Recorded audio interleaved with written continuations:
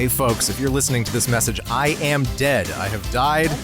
And the one thing that I want you to do in memory of me, is buy some merchandise. If you feel so inclined, we're not going to force you to do it. I'm dead. I can't do anything. In addition to selling merch for the month of December 2025, and not a second longer, we are also, as you may have seen, opening up the avenue to annual subscriptions. You are not having to pay a fee for every month. You can pay it all up front for an entire year. This offer is available this month. We are offering this at 20% off. That is a full 1/5 of the price off. If you're on the $5 tier, that means you are effectively paying $4 a month for the entire year. $10, $8, $20, $16. How about that? And if you're on the $20 tier, you also get a 20% discount on the merch. Once the newest Year's Day happens, or as I like to call it, Y Gives for years,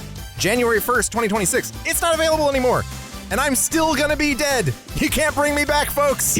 What? This is a solemn occasion.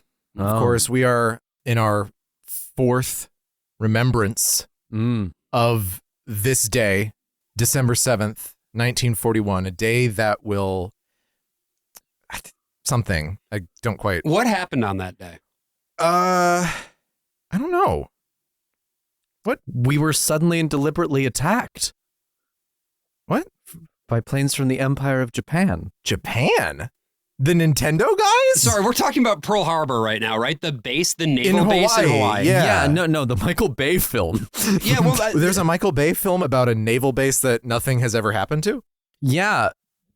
Why? I don't understand this. What's happening? Pearl Harbor. Have you ever been there? It's in Honolulu. It's very pretty. It's a naval there's base. a bunch of ships that are sunk to the bottom of the sea. How did that happen? They were suddenly and deliberately attacked. By whom? The Japanese. Which ones? The Japanese. Which ones? So many possible worlds, but we got this one. So many possible worlds, but we got this one.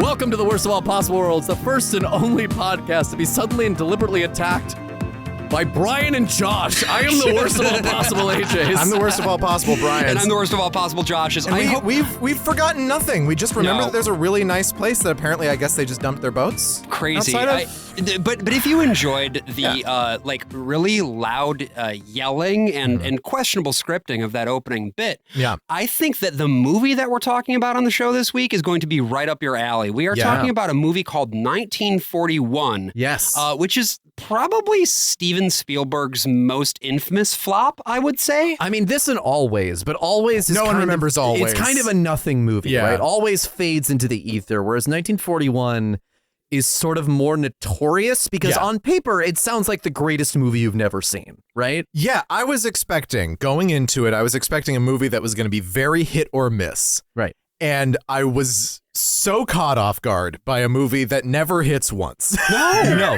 not a single time. Not for lack of trying, to be clear. No, this all movie, it does is try, which is the problem. Yes. The way I would pitch this, if I were in an elevator with you, and you are unfortunate enough to be trapped in an elevator with me, you're locked in here with me. He farts a lot. Yeah. And gassy.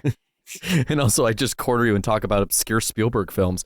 But what I would basically tell you is that Steven Spielberg directed a movie that is simultaneously, it's a mad, mad, mad, mad world and Porky's. And if that is your idea of a good time, then get out of my elevator. Is that anybody's idea of a good time? I don't think it's even Spielberg's idea of a good time. I don't think it is either. No, it's like not his kind of movie. No. And sometimes that's like kind of alchemical, right? Sometimes that's kind of a magical thing if you have a director that's sort of disinterested in it. Like Werner Herzog doing Bad Lieutenant, Port of Call, New Orleans, where he's like, I'm bored with the exposition. Let's look at some iguanas now.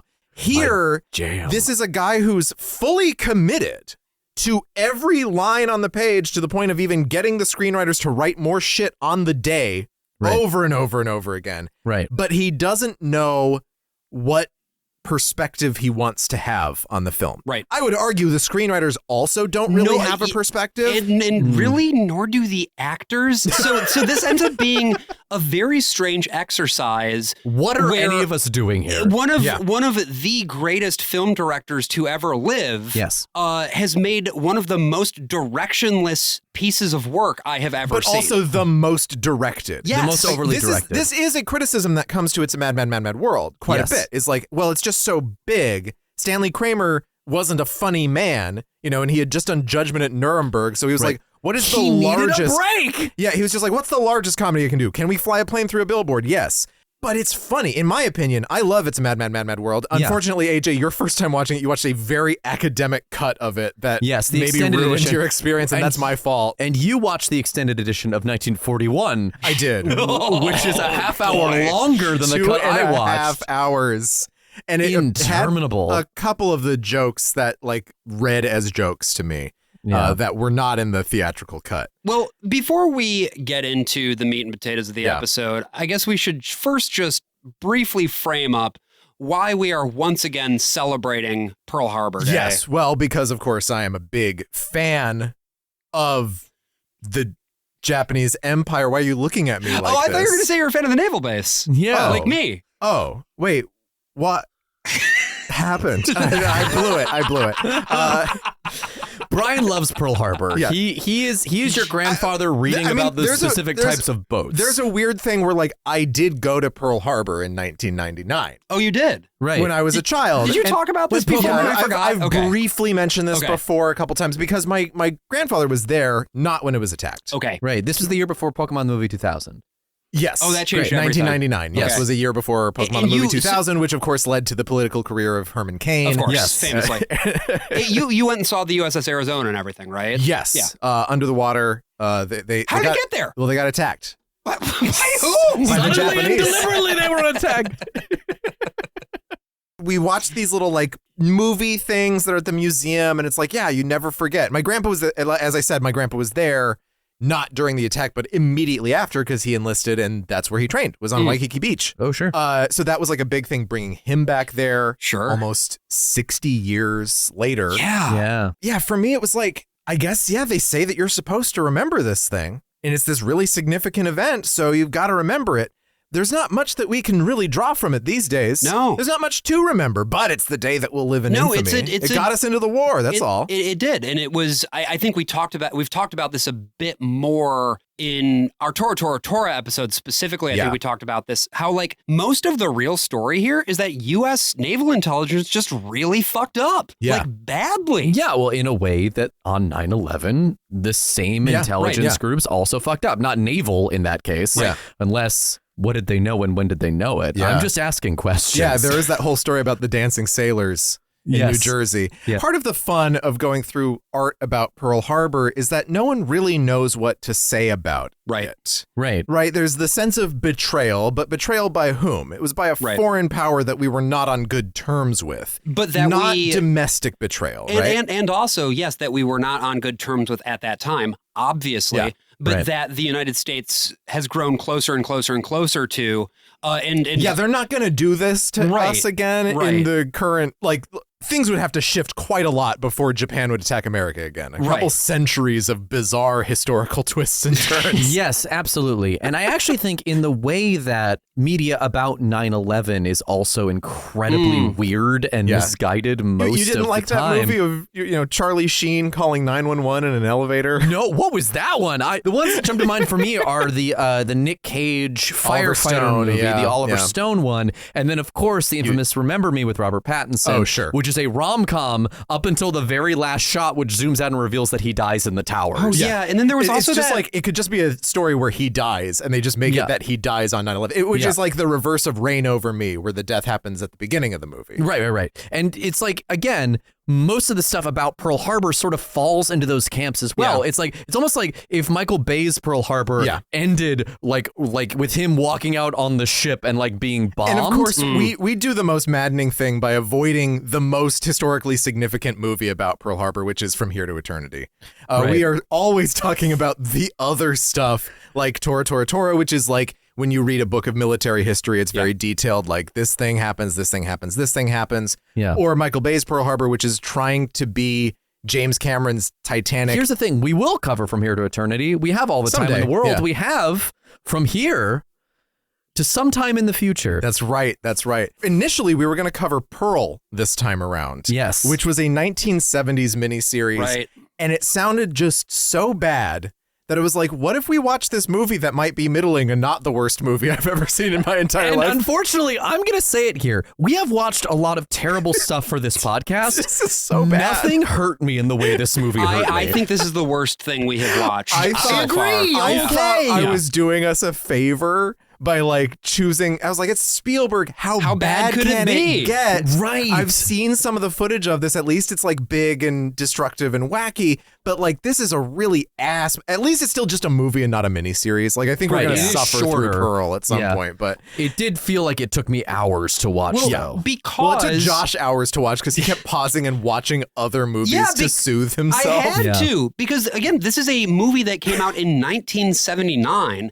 Right. and this is right at the point where Abraham Zucker were doing things with slapstick Yeah. on film that hadn't really been done before. And Yeah. obviously, anybody who's listened to the show for a while knows that I love them as people. I think their political opinions are really, really good. Yeah. Yes. Huge fan of An American Carol, Josh. But on a more serious note, like, because their visual style is just so specific and so clear and so immediately legible, right? And often quite simple. Yes, like it's a it has to be. flat composition that's really like reading a comic strip. Yeah. What you're describing there, Josh, makes Spielberg a particularly terrible choice for this type of comedy because he is such a meticulous visual storyteller. Yes. Yeah. He cannot just let a shot sit. Right. We have to follow every little component of it to try and build up and tell a clear story. And because he's trying to be Stanley Kramer, he's also just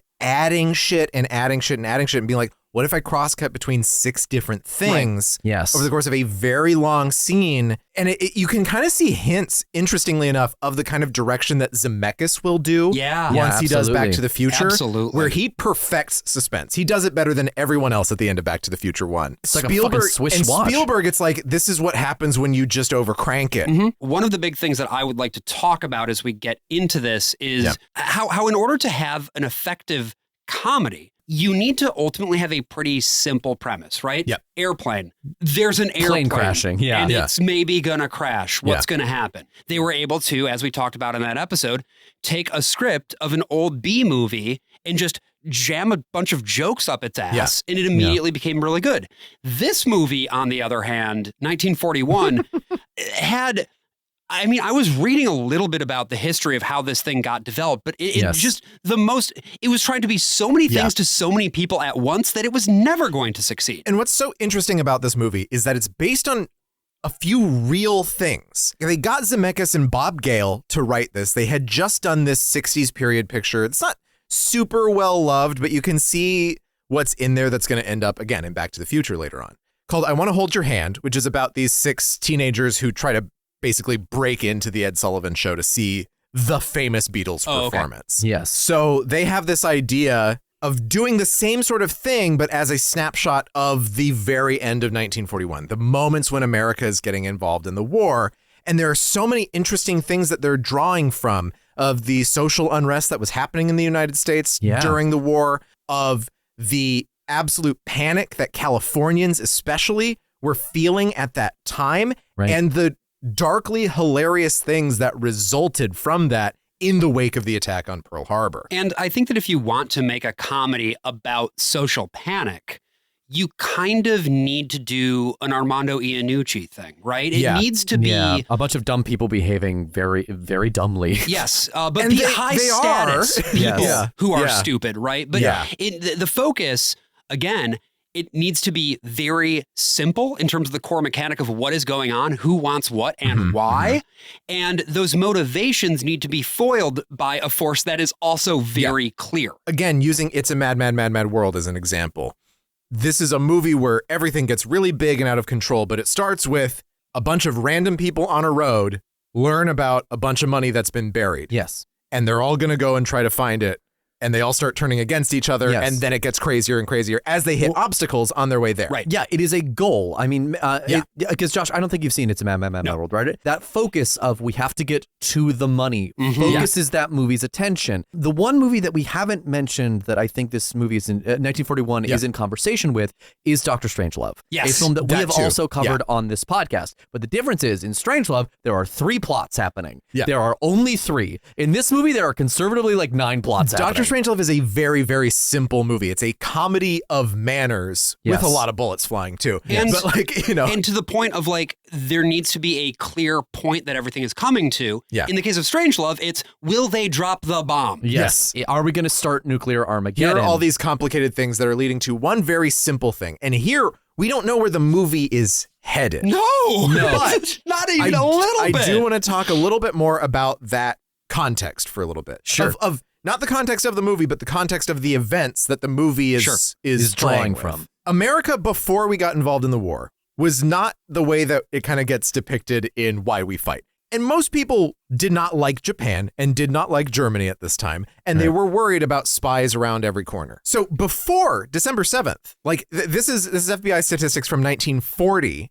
There were 3,000 tips a day coming in from American citizens reporting on, like, I don't know, I saw a guy at the fire hydrant earlier who just seemed kind of sketchy about it. The day, December 7th, of course, was a day of just absolute chaos. What we haven't really talked about so much is that there were about almost 50 people who died who were civilians. Pearl Harbor itself, you know, we know the Japanese did not attack the hospital as depicted in the Michael Bay film. No. There were some other things that were attacked. There were some civilian planes that were attacked that led to one death. There was a plane that crashed into a house in a neighborhood that led to a couple of deaths. And there were a couple of sugar mills that were bombed. Oh. And those led to death. So about 6 civilians were killed by the Japanese on the day of the Pearl Harbor attack. Notice I said 6, and that is a small number out of 49 because the other 43 were killed by American artillery as they were firing anti-aircraft, which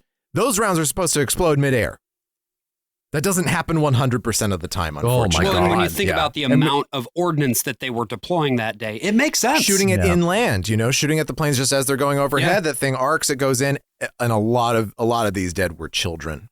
Even this is a really dark thing, but it expresses the chaos of that moment, right? Everyone's just like, we don't know what the fuck to do. Get in the plane, fire the gun, just go, whatever. That's not how the Michael Bay Pearl Harbor movie looked. Everybody, all of the civilians were like really patriotic and they were putting out their Sunday best. Yeah, also all the civilians were white. They were all white. The children were they're playing white. Baseball. Like, again, another thing is that most, like a huge number of these civilian deaths were Japanese Americans. Sure. And so they end up, of course, after this in the crosshairs. Japanese Hawaiians end up in kind of an odd situation where very few are actually interned because they make up a third of the population of Hawaii at this time. It's like 150,000 people. So they are more delicate with who they intern from Hawaii versus from the coastal 48 and Alaska. They actually remove everyone from Alaska. This is the panic now. It's like there was intelligence saying that there were some people who were not military who were involved in gathering intelligence to carry out this attack. We, of course, know about the German family that was taking pictures of the beach and stuff like that. Right. No Japanese Americans in Hawaii were involved. There were just people working at the consulate and things like that. Right after Pearl Harbor as well was something called the Niihau incident. You know, the island of Niihau it's actually a privately owned island where a lot of people just live traditionally. Oh, okay. And by a lot of people, I mean like less than 200. I think even less than 200 today. It was barely over 100 people back then. But this is a Hawaiian island. This is a Hawaiian part island. Of the state of Hawaii. Okay. It's very close by, and there was a Japanese fighter pilot who was shot down and ended up crash landing on that island. This is a really horrible story that also doesn't get talked about a whole hell of a lot, but basically he befriended the paymaster of this island, who was a Japanese American man, and schemed to like get his gun back from the guy who like rescued him from the plane. He took his gun and his papers. They like shot a machine gun into the houses on the island. This is one of the influencing events because here's this Japanese American man who's part of this criminal activity. And then the man ends up being killed by a husband and wife, both native Hawaiian. He shoots this guy 3 times, gets picked up, thrown into a wall, has his head bashed in with a rock, and then gets his neck cut with a knife. So I mean, you're saying that this is a guy who was just shooting a whole bunch of the people who already lived on this island, and so the people on the island took care of him. Mm-hmm. And so this is a sort of a niche story today, but it was known in America pretty quickly. It was reported in the Honolulu papers on the 17th of December, and then that made its way into a book called Remember Pearl Harbor! By Blake Clark. That book got published in early 1942, and it's basically just this one guy who's lived in Hawaii talking about his experiences and sort of copying down news stories. It's very editorialized and very inaccurate about like what happened during the attack on Pearl Harbor. The Niihau incident even gets excerpted and published in the Reader's Digest in December of 1942. But this is a story that people know. And again, it's like this guy was an American citizen and he teamed up with this Imperial Japanese pilot for reasons unknown because he ended up killing himself in the process of all of this.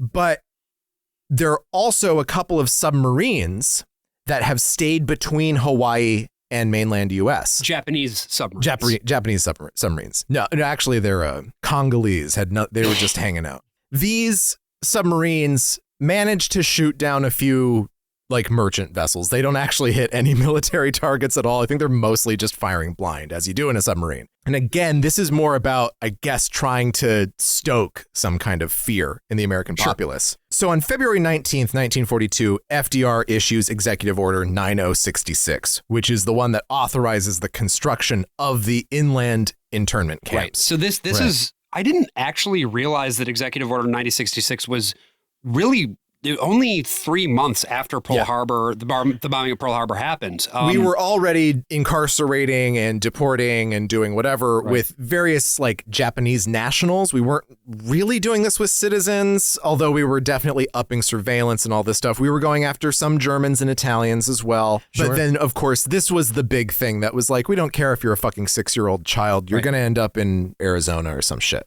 until question mark. So yeah, we have a couple of boats occasionally getting shot at. Those submarines go west, they refuel, and then they have like a little mission. They decide to try and hit California. So on February 23rd, 1942, the Japanese sub I-17 ends up coming to Santa Barbara, and it shells a coastal oil field right in that area from about 7:15 to 7:35 p.m. It's evening, so no one's there.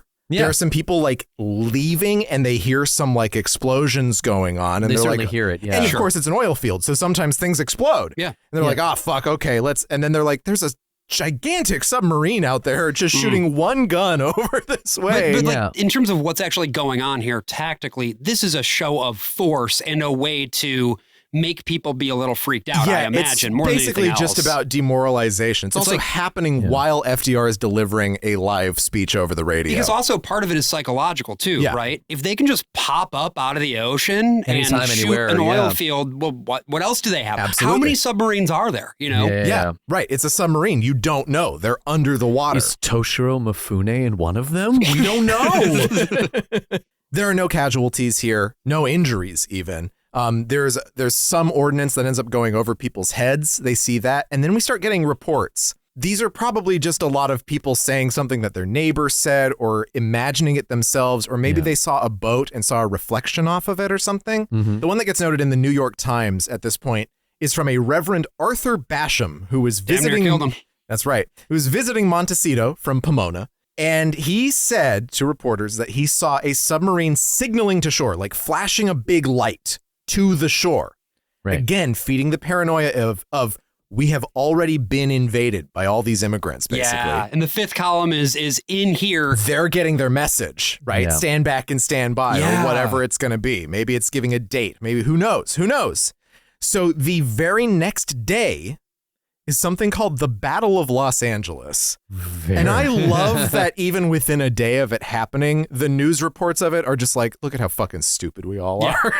The Battle of Los Angeles, if people haven't heard about this, was not a battle. No. It was a weather balloon, most likely. Maybe a weather balloon. My favorite version of events is that it was literally nothing. Just collective hysteria. Something seemed to appear on radar. that happens. And we had already been sort of outfitting the whole West Coast. They had built these big barricades. They had been training people in the sort of civilian Air Corps. Everyone got those fucking like hats that were probably just like old World War I hats. They're kind of doughboy shaped. You know what those helmets look like? They kind of look like flying saucers. What if it was a UFO? Oh. What if it was extraterrestrial I'm sure that life? there are at least 30 hours of History Channel programming just about this event. Here you have these anti-aircraft guns that have been set up around the city, and everyone's going nuts. And I think really all you need is one person. One person fires around, and then you have what? A midair explosion. Right. So everyone sees a big flashing light and they hear a big boom and they're like, there's something up there. So they start shooting. Right. And then other people are like, oh, fuck, what's going on? They start shooting. They start cranking the air raid sirens, which of course means black out your windows. Yeah. Get below ground if you can. Turn off all your lights. And so there aren't cellars in California. What do the beautiful residents of Los Angeles, California start doing? It's the middle of the night. They're waking up from these sirens. So what do? They turn on all their lights. And open their windows. And all the civilian air patrol guys are fucking driving around, probably with their headlights off, going from house to house saying, turn that shit off. Yeah. So all of the injuries and deaths, there are 5 deaths, reported by the LA Times the next day. 3 people died in car accidents. Oh, no. And 2 Because people everybody died, was driving with their headlights off. and 2 people died of heart attacks because of the insanity of the which moment. let's be real, might have happened anyway. Yeah, that's the whole thing. It's just like, if it wasn't that, it was going to be the fireworks on July 4th. So you hear it from Josh and AJ, just let them fall where they fall, right? What is society really losing here? Just 2 residents of Los Angeles. I believe in life. However, this is a pro-life podcast. I didn't say that. I don't believe in life for babies.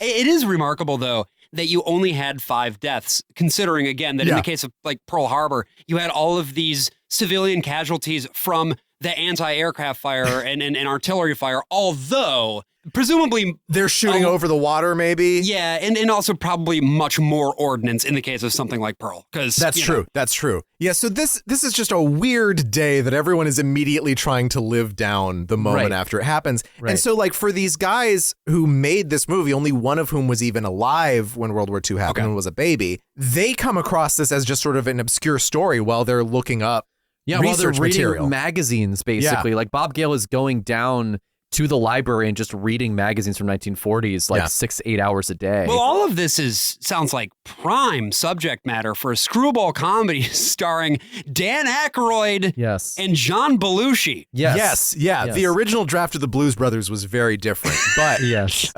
You're right, though. 2 people died of heart attacks. This is all prime material for a good comedy.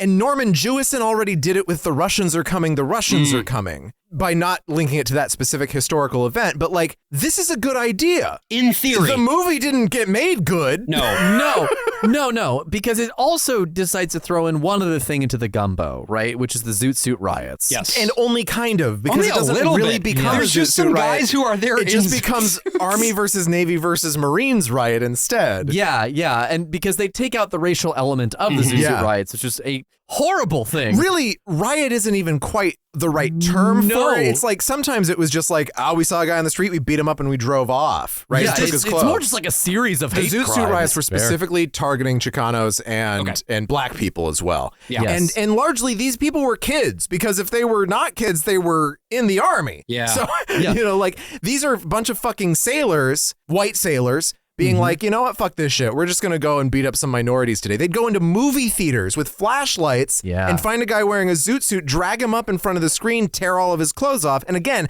I'm talking about like 14-year-old kids, 16-year-old kids. That doesn't sound like very good material to have a screwball comedy and beat about. them with like chains and it's also clubs. a terrible subject matter for a hit 90s song. For the swing revival. For the swing revival. Oh, we're talking about the Cherry Poppin' Daddies. Why? let's do some hate crimes. Like, why would you do that as the basis for your pop? I don't understand it. Maybe it's socially conscious and it's supposed to be ironic, and then it just got to be too big of a hit, and then that makes the tone even worse. Yeah, somehow. I mean, it was harrowing going and learning about this because the Zoot Suit Riots themselves kind of sound whimsical, right? Yeah, like, they do. everyone's fighting each other in Well, these and crazy also, suits. again, you're saying Zoot Suit Riots. It sounds like the guys in the Zoot Suits are the ones rioting, right? You're making it sound like it's a race riot being carried out by Italians and black people, when in fact it's a bunch of white people just going around and beating up high school kids. Right, and so Bob Gale and Bob Zemeckis, the Bobs, as they are known, Bob 1 and Bob 2. look at this gumbo. Two of the events, by the way, take place in 1942, and are like, let's make a movie called 1941. The other event, the riots took place in 1943. Oh, God damn it. None of these happened in 1941, but they're compressing the timeline to just the air of general paranoia right after the attack on Pearl Harbor. The guy that they pitched this movie idea to is a guy named Jon Milius. Heinous vibes. He is, he's a fascist. He's just actually a fascist. Yeah. If you see a picture of him, he looks like Walter Sobchak from The Big Lebowski. And that's because Walter Sobchak from The Big Lebowski is based on Jon Milius. Except Sobchak actually fought in Vietnam. Milius, in a very Mishima-esque move, tried to enlist to fight in Vietnam, but was asthmatic and so wasn't allowed to serve. He's the guy who made Red Dawn.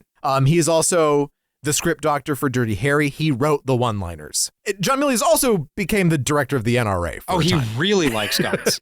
Weirdly, he might have actually been a moderating force in the NRA because he and Charlton Heston were able to push out the militia movement in the leadership. So if you want to understand the tone that they're trying to go for when they're writing this movie at this point, Gale, Zemeckis, and Milius, the title of this movie is one that I'm not going to repeat. No. It is The Night the Japanese Attacked. But it's not, they don't use the word Japanese. They sure don't. Japanese. But if you want to hear them say it, they say it about 90 times in the documentary. They say it so comfortably. They also say that word about 90 times in 1941. So like, you which can get your fill. Okay, sure enough. They did say that in 1941. Period, We're writing a movie about very stupid, ignorant, violent Americans. Yes. This could be a brilliant satire, but a satire has to have some point of view. Absolutely. Even if it's the fascist point of view of Jon Milius, it has to at least have a perspective. I mean, say what you want about the tenets of National Socialism, dude.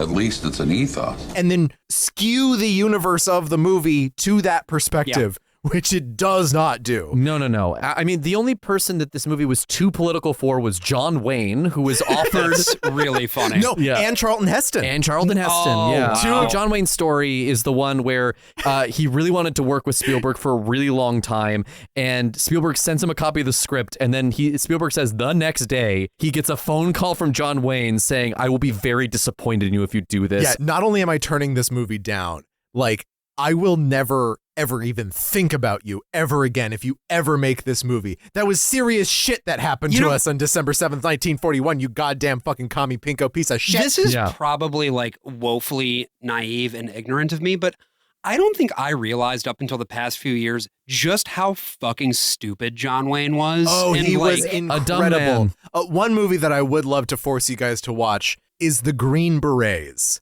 which is his attempt to really fucking show those pinkos in Hollywood who's boss by making a pro-Vietnam War film. The final thing I will say about the making of this film is that Spielberg at this point in his career has made Jaws and has made Close Encounters of the Third Kind. Close Encounters was such a smash hit, not as big as Star Wars, of course, but like Jaws is the thing that every movie is now. Jaws was the first blockbuster, like the first true blockbuster. It was like finally the studio system can rebuild itself basically off of the lessons that we're learning from Jaws, Star Wars, etc. Right. And the thing is that he's already proven himself he makes the modern blockbuster with Jaws. And then he does an incredibly personal film with Close Encounters of the Third Kind.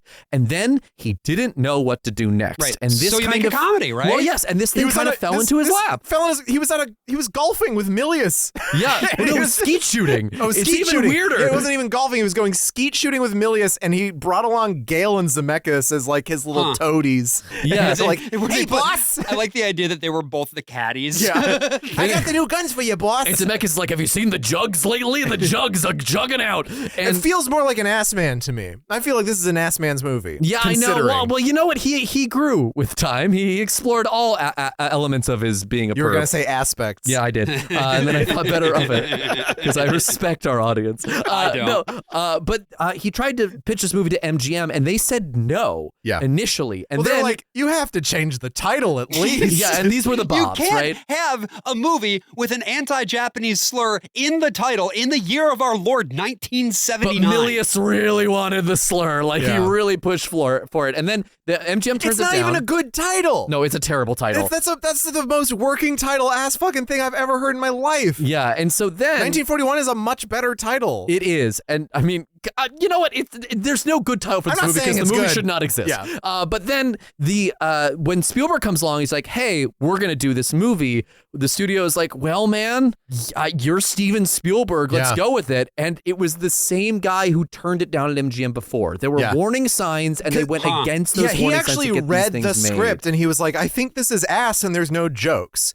And then he was like, well, if Spielberg and, Milius and all these guys are on it, then there must be something that I, as a good, thoughtful studio executive, am missing. So I'm going to greenlight this fucking thing. Yes. And the thing is, it made money. Oh, right. 1941 made its budget back. Recouped? Yep, it recouped, especially in Europe.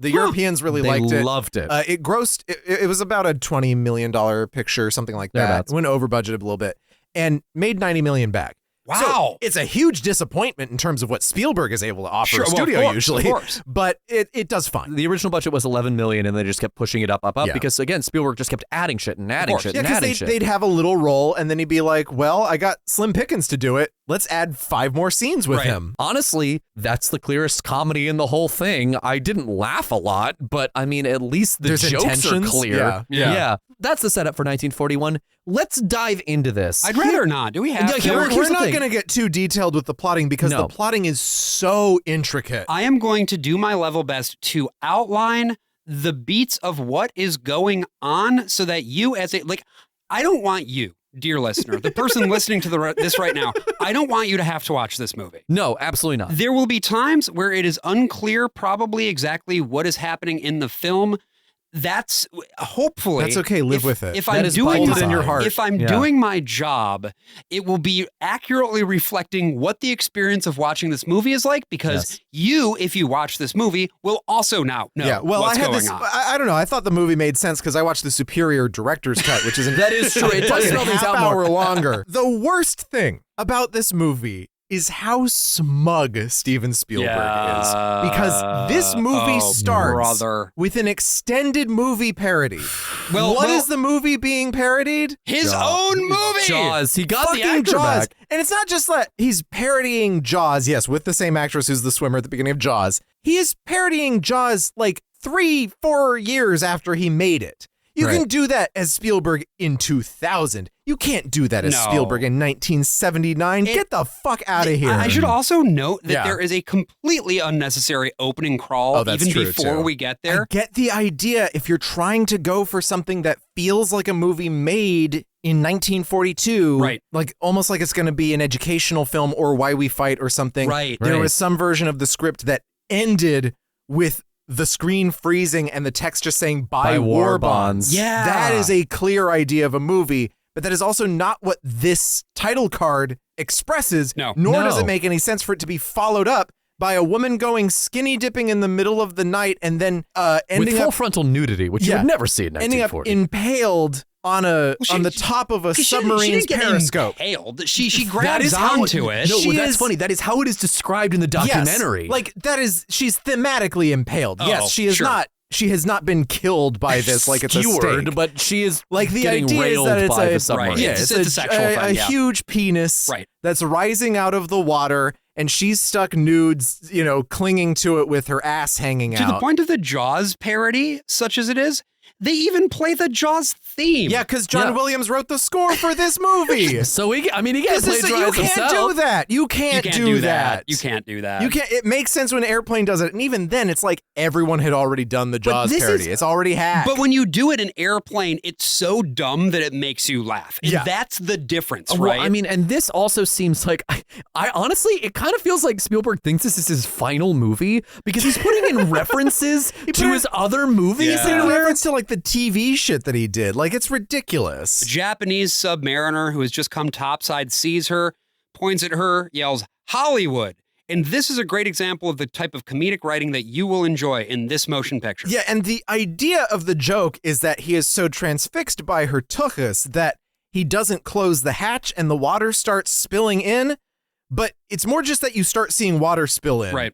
You don't really... There's no consequences The joke to is more anything. just that we're also looking at her ass. Yeah. This is after a whole scene, maybe this is just the director's cut. This is after a whole scene where we see the Japanese submariners plotting. No, we do see that. With no jokes. None. And Christopher Lee is a German who also has no jokes. Yes. We've got Toshiro Mifune in this fucking thing. One of the greatest actors of all completely time. debasing himself, Yes. as I We said. are going to spend a decent chunk of this movie in this submarine. I'm not going to be recapping those scenes in much detail, other than, I guess, the one with Slim Pickens, because we have to, I guess. But, like, this is one example of many where it is at such a tonal disjunct with everything else. And the fact that Toshiro Mifune was sort of directing it in a sense, this makes it make a bit of sense. But I think that it contrasts interestingly with what we were talking about with Tora, where you had your Japanese unit that was very clearly working on a movie that was directorially aligned with the rest of the movie. That's true. And that they clearly respected their Japanese artistic collaborators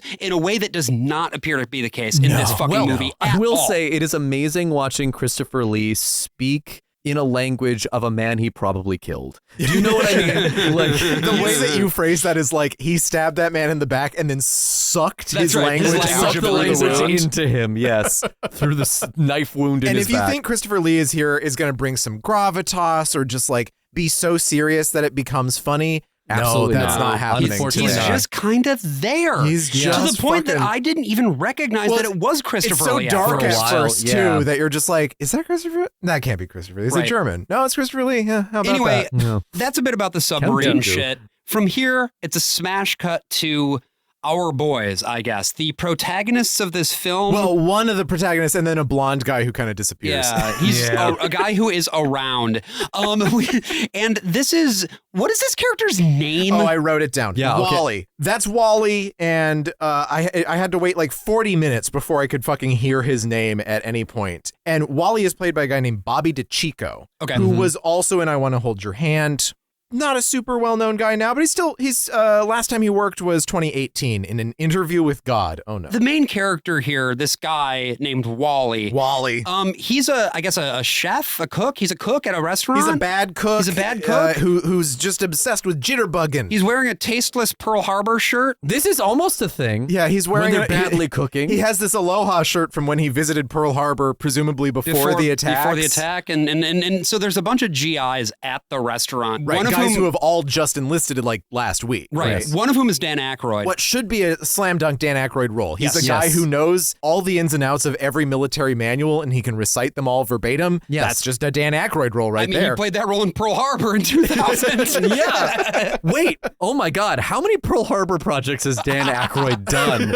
Is he secretly in all of them? Dan Aykroyd did Pearl Harbor. That's Oh the my thing, God! the actual one. There's so much going on here. There are people fighting. There are people throwing food around. There's a guy who just really doesn't like eggs and they decide right. that that's a character That- beat for him. That is Treat Williams. That is Treat Williams. Treat Williams playing the rapist of the movie. That's right. He Ladies and gentlemen, please welcome the rapist of the movie. That's the plot. That's his and plot. It's supposed to be funny. It sure is. This is sort of the first example of they are trying to do slapstick. They are trying to do something that they have presumably seen. There's a guy who gets There's a guy, food he's on wearing his face. glasses and his face gets smashed into a cake. Somewhere else that would be funny. Yeah. We don't know who this man is. This just happened. And why is there a full cake? And this is Is this what the diner serves? And this is what is so bizarre about this entire scene, and again, emblematic for the rest of the movie. Shit just happens. It feels that means nothing. It feels like Tommy Wiseau wrote the screenplay,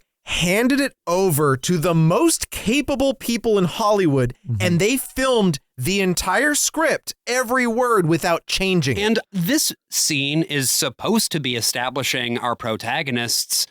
It doesn't. Well, I mean, our protagonist in the movie ostensibly is the guy who wants to fuck the lady in the plane, right? That's a different guy. No, Well, but that's what AJ's saying. It's a but different. that's the protagonist. That's what Oh, you I would see. feel the protagonist Right. should be.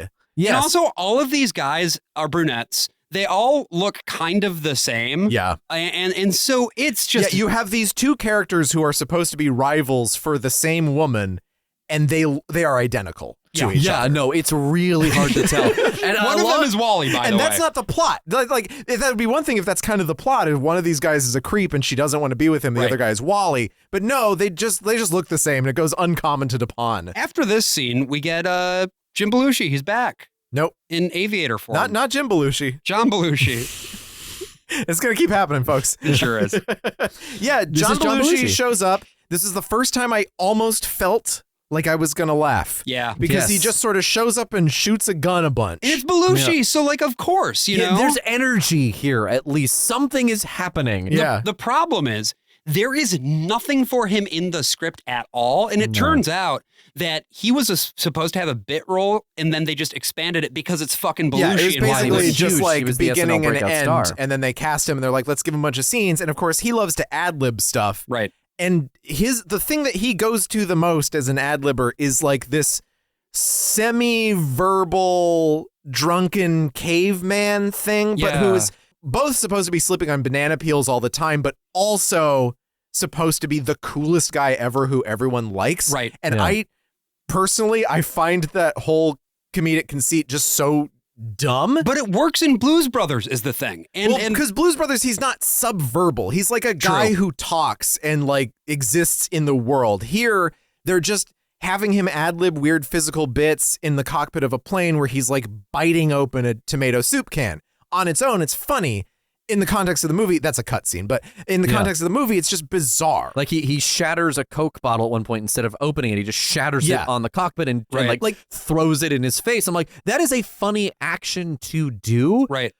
But it doesn't mean What anything. is this guy? Stick. We Who have is to this know person? who this guy Who is is this man? because What sort of devil is the he? basic comedic conceit that should be happening here is that this is the most jingoistic man alive. Yes. He is paranoid of everything. He thinks the Japanese are coming to every part of the country, taking over, and he's going to take things into his own hands. He needs to be. Then he ends up being the bogey. Right. He ends up being the thing that everyone's like, what's this fucking thing in the sky now? We have to shoot it down. It's, you know what it is it's fucking Jack D. Ripper from Dr. Strangelove. Yeah. Yeah, he's the guy who causes the problems. Yeah, he's afraid his bodily fluids are going to be taken. But instead we have four guys who all caused the problems on the night in question. Yeah. So that doesn't help. He shoots, and again, I felt like this was an homage to It's a Mad, Mad, Mad, Mad World. He basically shoots this entire gas station on fire. Steven Spielberg did not come up directing comedies.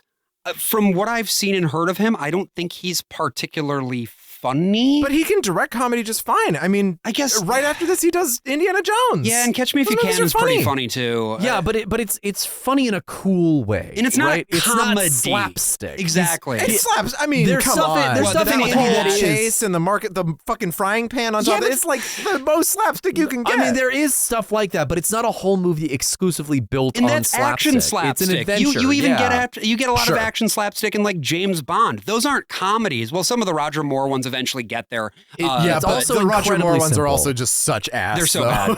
bad. but I will also say that like Raiders is incredibly simple, Yes. right? In terms of its story, in terms of like who's the good guy, who's Yeah, the it bad turns guy. out like the guy who can write a funny script for Steven Spielberg is George Lucas.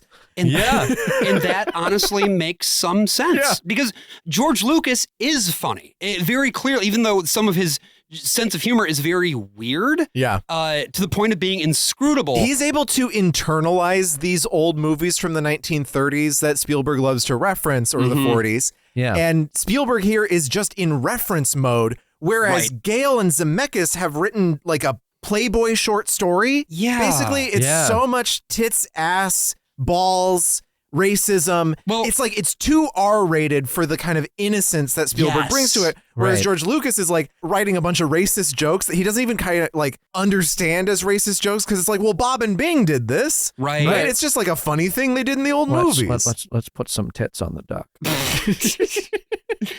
And I think there's no better example of that kind of weird, horny energy than the subplot that we get here with Lorraine Gary playing a character named Donna.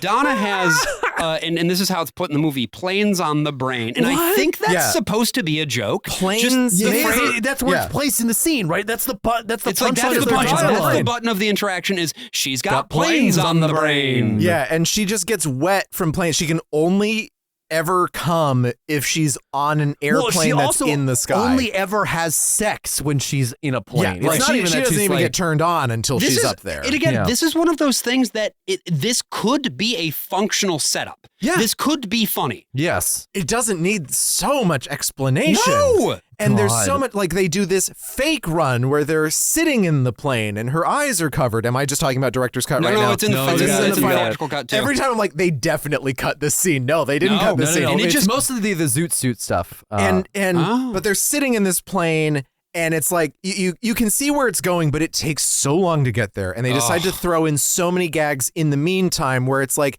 they're grinding up on the stick and like hitting the little levers and turning the flaps, and you have painters who are falling off of the plane and everything until finally they drop a bomb and it rolls down in front of it explodes. In front of, by the way, Robert Stack, the big general, again doing sort of a warm up here for the role he would do in Airplane in 1980. He's playing Major General Joseph Stilwell, who was a real guy. He is giving this big speech. He's like, there will be no bombs. And then a bomb rolls down. And some of this stuff on the page is, again, I'm like, some of this could work. I think later periods Zemeckis could have directed this scene. It would have been better, and he would have made better cuts to it. Because, to the point of cuts, film comedy, I mean, any comedy, but especially film comedy, the timing has to be perfect, and the mechanisms that you use are so different in film from the mechanisms that you use in other forms of comedy. Right. Because cutting and angles are your two techniques. And if you aren't willing to employ simple, long shots and quick cuts, it's not going to work. And you know who doesn't do either of those things? Steven Spielberg. No, and particularly in this scene where they're like fucking in the plane and then it just cuts to people, like they keep hitting buttons that like toss people who are trying to maintain the plane off the plane. Right. Yeah. And it's so visually incoherent in a way that Spielberg usually isn't. Usually Spielberg has, and later in this movie, I think he shows up, I think later in the movie, he also shows a sense of place in a really beautiful way. And these setups would work better if we weren't also having to cut back to the speech being made, because then that's what loses our sense of place. Right. If the focus is just the airplane, the things going on in the airplane, and we can just hear the speech happening in the background. But no, we have to keep cutting over to Stack. It's that, and to the point of how sort of the pacing works, if you're wanting to make a sex joke, the cuts should be accelerated. It needs to be so fast. It needs to be fast, and it needs to be getting faster because you are nearing climax. That's the joke. We see the whole process of the turn, the flap moving, the awful. Guy falling, and then they do it twice. Yes. And then 2 times. No, it's twice. It's the rule of twos. Can we talk for a second about how... We're Spider-Man pointing at each other right now. Oh my fucking God. The sheer number of times that this movie violates the rule of threes is insane. Yeah, and it's not even in ways that you would expect. Like, oh, they only do 2, or like, oh no, they do 4. Sometimes they're leading up to 3, and then they cut away real quick to something else, and then cut back to the joke. So there's like rule of 2.5. Well, and the thing about the bomb is also its own sort of like rule of 2 for a moment, because the bomb doesn't get released. Because then she's like, oh, I can't do it unless we're in the air or whatever. And then he's like, they're kind of having this back and forth now, and then the bomb gets dropped. Just drop the bomb in the first place and have her come. Like, that's the joke. She's coming, bomb, boom. I'm coming. It's, I mean, and again, you would think like, okay, so they've already done this, right? Yeah. She's almost come, but hasn't yet. So how are they going to escalate this like later in the film? How are they going to complicate this? They don't. They absolutely don't. They just fuck in a plane later. Yeah. Like that's it. Which also still has the moment where they're like, no, it's not going to, okay, no, we'll get back together or whatever. And it's like, there's so much. There's so fucking much. But, and it's but we're not just done yet. Wasting your fucking time. We're still in setup mode. We still have more characters to meet. What? Well, we're going to be meeting characters until the very last scene of this. That's very true. But like characters who are significant to the plot. Yeah, we've got Betty. Yeah, she's a thin blonde lady. Spaghetti? What? I've heard about her. No. What? What are you talking about? You asked if I heard about Betty. What are you talking about? Spaghetti. I've heard about Betty. We never said anything about Spaghetti. I genuinely don't know what you are talking about. Betty Spaghetti was a line of children's toys in the early 90s. Okay. Well, I didn't believe you on Muzzy, so I'll believe you on this one. But you're on notice. You're on probation. I just created an Italian character named Betty Spaghetti. Betty has for my own amusement. This is the classic, like, the Mormon thing of like the schlubby guy who's got the good-looking guy, except it's girls. Girls can be Mormons too. Yes. They're not Mormon. I don't know why I'm saying this, but yes, Betty's friend is also herself a rapist. Yes. And this is supposed to be the joke, is that there is this guy running around who's going to try to rape Betty for the whole picture, and her friend is going to be right behind him. Her friend, the like slightly chunkier brunette. Yes, and she is going to rape I cannot tell you how upsetting it was to watch Treat Williams play the rapist in this movie. As someone who grew up with Everwood and watching him as the dad on Everwood, this really fucking wrecked me. I don't even know what Everwood is, but I'm so sorry for you. It was a CW drama. At the end, is the kid gonna be? Is he gonna be saved from his brain tumor? There's no way. That's the first what do you season mean you cliffhanger. grew up on a CW show? The CW was not established. It was until a we were in WB it. show this fall on the WB. Everwood Everwood comes back. Did the kid survive? Spoilers. Wait, so you watched WB they shows? Killed the kid. You watched WB shows, but you didn't watch Buffy. You watched fucking whatever this is. It was already too Wally. late. He is pursuing Betty, the thin blonde lady, right? Isn't that what's going on now? Yes. Yeah. He and Betty had been dating. And he stole a car while they were on a date. Right. I don't know if all this dialogue is in your cut of the movie. It is but in fact, yes. They cut nothing. Also, her dad has a shotgun. Anyway, there's a house, right? There's a house. That's Warren Beatty. There's a house. Warren Beatty. That's Ned Beatty. There's a house. You must atone. There is a house that is on a cliff overlooking the Pacific Ocean. Yes. This Classic will matter. California house. This will matter later on for plot reasons.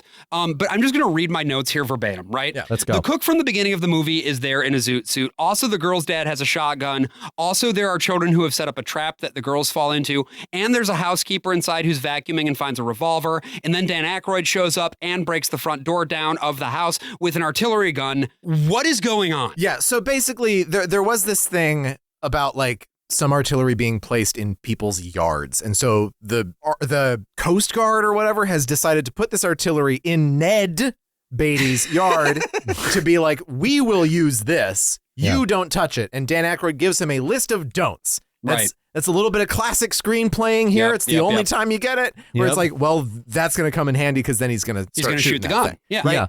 I presumed he was going to do it by accident. He did it on purpose. But by the time this pays off, you have forgotten all of that because there have been 9 plots happening in the interim. Why is there a hole in the yard? That's just to introduce the little brothers who don't matter. No, they're just there. And then also, how did they dig that hole by themselves? Yeah, also our guy Stretch, who's the rapist, he picks up Betty to get her out of the hole, and she's like, put me down. He's like, okay, and fucking drops her. And it's like, it's nasty. It's a nasty little beat. It's a bad. Meanwhile, Wally is hiding in the garage still because that's going on. He's going to take her to the Jitterbug dance contest. Which is at the USO the club hall. has just converted to a USO hall today. And somehow they already have like a fully lit up sign by that night. And again, a dance floor that has Adolf Hitler's face and either Tojo or Hirohito. Yeah, I'm not going to look it up. It is a racist caricature regardless. I am glad that you were able to connect all these beats because I wasn't. And I felt like I was... Well, it's because you were watching other movies throughout, Josh. We just stuck with the same one. Actually, that's not true. I did take breaks. I just stuck with the same one. I'm the only person who does his job around these parts. You watched the director's cut, which I guess had the necessary connective tissue.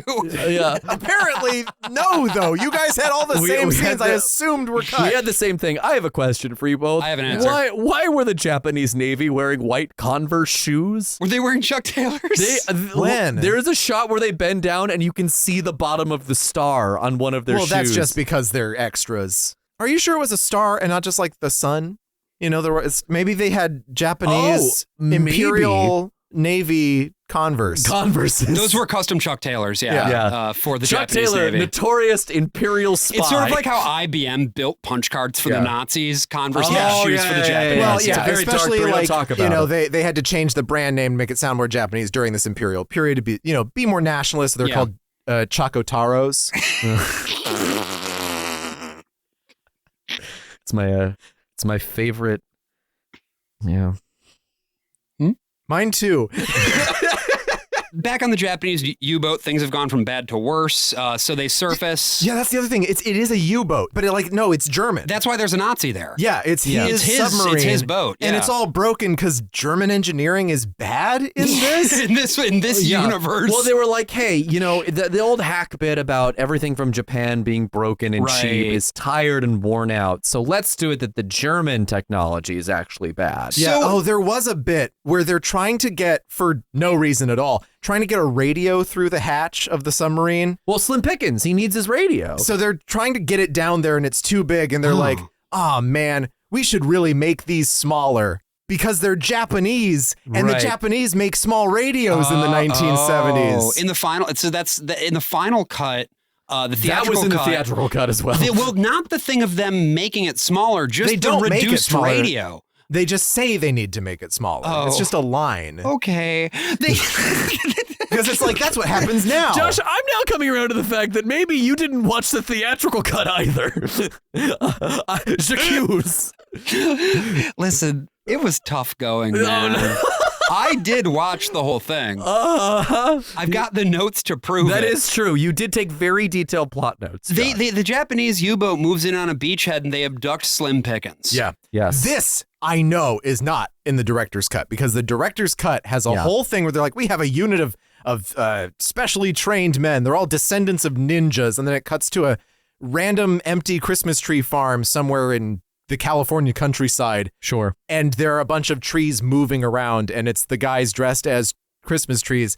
Then Slim Pickens, a guy named Hollywood, because they're going to go attack Hollywood. They want to attack Hollywood. He shows up and he's walking by the trees like, something's weird here. And this is the first time I had something that felt like a joke to me. I didn't laugh, but one of the trees was smoking a cigarette. I was that's something. Here are these guys who are so good at hiding and one of them's just fucking standing there smoking as a tree. Like, someone else, again, would have made that funny. Oh, yeah. So aboard the submarine, Slim Pickens, he gives Christopher Lee the what for. They search Slim Pickens' inventory. Yeah. And Slim Pickens calls out the items in the inventory in a way that sounds exactly like when he's listing the inventory items from Dr. Strangelove. Exactly. That's the joke, right? That's the joke they're making here. And it's got a Cracker Jack box. The Cracker Jack box has a compass. Their compass broke, so they need the compass, and then he swallows the compass, and they try to make him shit it out. They give him a whole prune extended juice. sequence of him pretending to shit it out while trying to escape, and then successfully escaping. Does and then we escape. never hear from him again, and the compass doesn't matter. That's it. All this just happened because they had cast Slim Pickens. They're like, let's just give more scenes to him. Which is what happened with Belushi as well. At least Belushi's on the way somewhere. That is true. But like Slim Pickens, I don't know. I think that there's something. He's a very funny comic presence. Yeah. So again, anytime he's on screen or raises Belushi's on the screen, feeling. it raises the vibe of the movie. But I did not laugh. A single time in this whole sequence. Part of the problem is that this goes back to what we were talking about earlier with the sort of Japanese unit. There isn't clarity around what world they exist in. They're not funny. That's part of the problem here is like, right. Occasionally we have the Hollywood gag, but for the most part, their scenes are just exposition. And there's different ways that you could have them be funny, right? Yeah, you could have them be goofy and over the top. You could have them you could have like interpersonal drama. Right. You could have one guy who's been eating everyone's food or, some shit like that. You gotta have you have to have at least one guy who you can look at and be like, oh, that's the guy who did that thing. Or that guy who was horny at the beginning. Maybe he's like trying to fuck all the machinery. He doesn't show up again until like midway through the movie, and then he's just gone from the movie entirely. Or you can have them play the straight man, but again, you have to give them something. Yeah. Otherwise, there's no point to any of this conflict other than that they are Japanese. Well, this is part of the problem with Mifune's like English language work is he gets cast in these movies where he's always playing like the head of Honda or whatever in Grand Prix. And it's like he's always playing these very staid, dramatic characters. And it's like, this is one of the funniest people to ever be in Japanese cinema, right? Genuinely. Like you can give him any joke and he can land it. And he doesn't have jokes in this movie. Because, and this is the thing that I keep coming back to, it is so very fucking clear that the people who made this movie don't think that these guys can be funny. No. Because they're Japanese, Josh. Yeah, when have they ever made a joke? Yeah, I mean, that's the thing. We can't even be like, man, this is really disgusting, but I understand the gag here. Because so often it's like, you forgot to put the jokes in. Okay, here's my genuine question. How the fuck do you put a Nazi in a submarine and not have a single joke to make? There's no jokes. We had 2 wars against those guys. We made so many jokes about them. They for have swords on their years. Throw them in the air. What's gonna happen? Different war. That's not on his hat. Did you watch the movie? He doesn't have a spike on his hat. All right. We're almost done introducing the characters. Yes, we are almost done. We've also got on the Santa Monica Pier. Is John Landis here yet? No, sorry, that's later. You can't keep talking about all the characters who have one line, AJ. No, we're talking about characters who you see multiple times. There is this old salty sea captain, and he's got a couple other like salty dogs on the pier. They go up in a Ferris wheel and do recon, and one of them has a puppet. Yeah, so there's this guy who looks like Ernest Borgnine, but he's not. Yes. And he is the head of the civilian air patrol. There's a scene from the director's cut of a civilian air patrol guy who's a mall Santa, which is, again, almost a joke. And the civilian air patrol guy is like, okay, I'm putting you on this station where you're going to be on the top of this Ferris wheel. And he's like, well, I'm afraid of heights. He's like, you'll be fine. Just don't look down. Right. And then he places him on this Ferris wheel with Mandark from Dexter's Laboratory. That is Eddie Dezine, a man who is a real piece of shit. Let's be very clear. I did hear this from the Blank Check podcast, but apparently, as Griffin Newman said on that podcast, he is the kind of guy who would be on Facebook and complain that he got kicked out of LA diners because the waitresses there did not enjoy his compliments. I see. This is a Eddie Deason, by the way. Deason nuts. I would say that. You said Adele Dazeem, so I said Adele Dazeem. You said Eddie Dezine, just like John Travolta. I just had to say it's Eddie Deason, who, again, all I can think of is Mandark. I think the one thing we can all Mandark. agree on is that he is wickedly talented. He is very wickedly talented. He's a funny guy. He's fine. Yeah, he was in Grease. Oh, wickedly talented. Yeah, like the the wickedly talented. So he has this puppet with him on this Ferris wheel. Yeah, it's like, his whole thing is just that he's very, very annoying. And right? then also and he has together. a dummy, but the dummy is sentient. Yeah. It's a David Liebehart type situation here with he's better at it. So there's this fine line you walk in comedy with annoying people. Yeah. Right? Where it's endearing to a very specific point, and then past that point it is unwatchable. Yes. And I would say this pushes itself over into unwatchable. Usually, if you have an annoying character and you introduce a ventriloquist dummy, you've absolutely crossed the line. That's a lot, man. That's a lot. He's also in like some cut scenes. He's like eating like a liver and garlic sandwich. This is just so dumb. Like, this is just you didn't think it was so funny when they were up in the Ferris wheel? The dummy feels like such a, what's another thing that's so funny is dummies happening. Well, I mean, because here's the thing, right? This movie feels like watching really bad improv because nobody knows each other when they go into scenes together. Yeah. There's no personal history. It's a lot of people budding all the time. Yeah. Like literally at one point, the old guy on the Ferris wheel turns to him and says, "Can you just shut up and stop talking?" Like, literally stopping the scene cold, right? There's one moment towards the end of the movie that actually did get a laugh out of me, is when they're about to get shot. Yeah. Right, on the Ferris wheel. And he's like praying. He's like, oh, don't let me die. If I do die, just let me end up somewhere that's not where he's going. Right. Great joke. Sure, but I would rather that be like, because they have a personal beef or something. Well, at that point, they do have a personal beef just because he's so annoying. Right. They developed it over the course of the movie. Yeah. Which, again, if it were a comedy that made some sense, two guys being trapped at the top of a Ferris wheel, you can build that relationship. You can do a million things with that. So many things with that. You can make a whole Samuel Beckett play out of that. I mean, you could, right? I will also say, seeing the ventriloquist dummy emerge from a bag, I did have a little bit of a jump scare. I think, again, this movie's way too cowardly to do anything like this. What would make it funny at the end is that they're both gay for each other. Yeah, they fall in love on top of the Ferris wheel. I'm gonna say yes, and it's a love triangle. Because the dummy? Because the dummy is also the dummy is like sucking him off, and it's you cheated on me. Yeah. It's like a full lover's quarrel. You could do that. That's something. But there are no gay people in this movie. No. Well, I mean, there probably are. There's just this stupid like men's magazine humor from the 70s. It's like when you read like the original National Lampoon stories that like Vacation and stuff are based on, and it's like, and then we just raped a bunch of people, and it's like, that's not funny. Or if you just watch Animal House, which is also like that. Same fucking way. We talked about the book, right? Like, don't get me started on fucking Porky's. Jesus Christ. Yeah. Porky's, it's in the movie. That's there. So look, we're having a great time. Obviously, we're having a wonderful time remembering Pearl Harbor. We're going to continue to have a wonderful time remembering Pearl Harbor. But before we get there, we've got a little something special for you. So just stay tuned.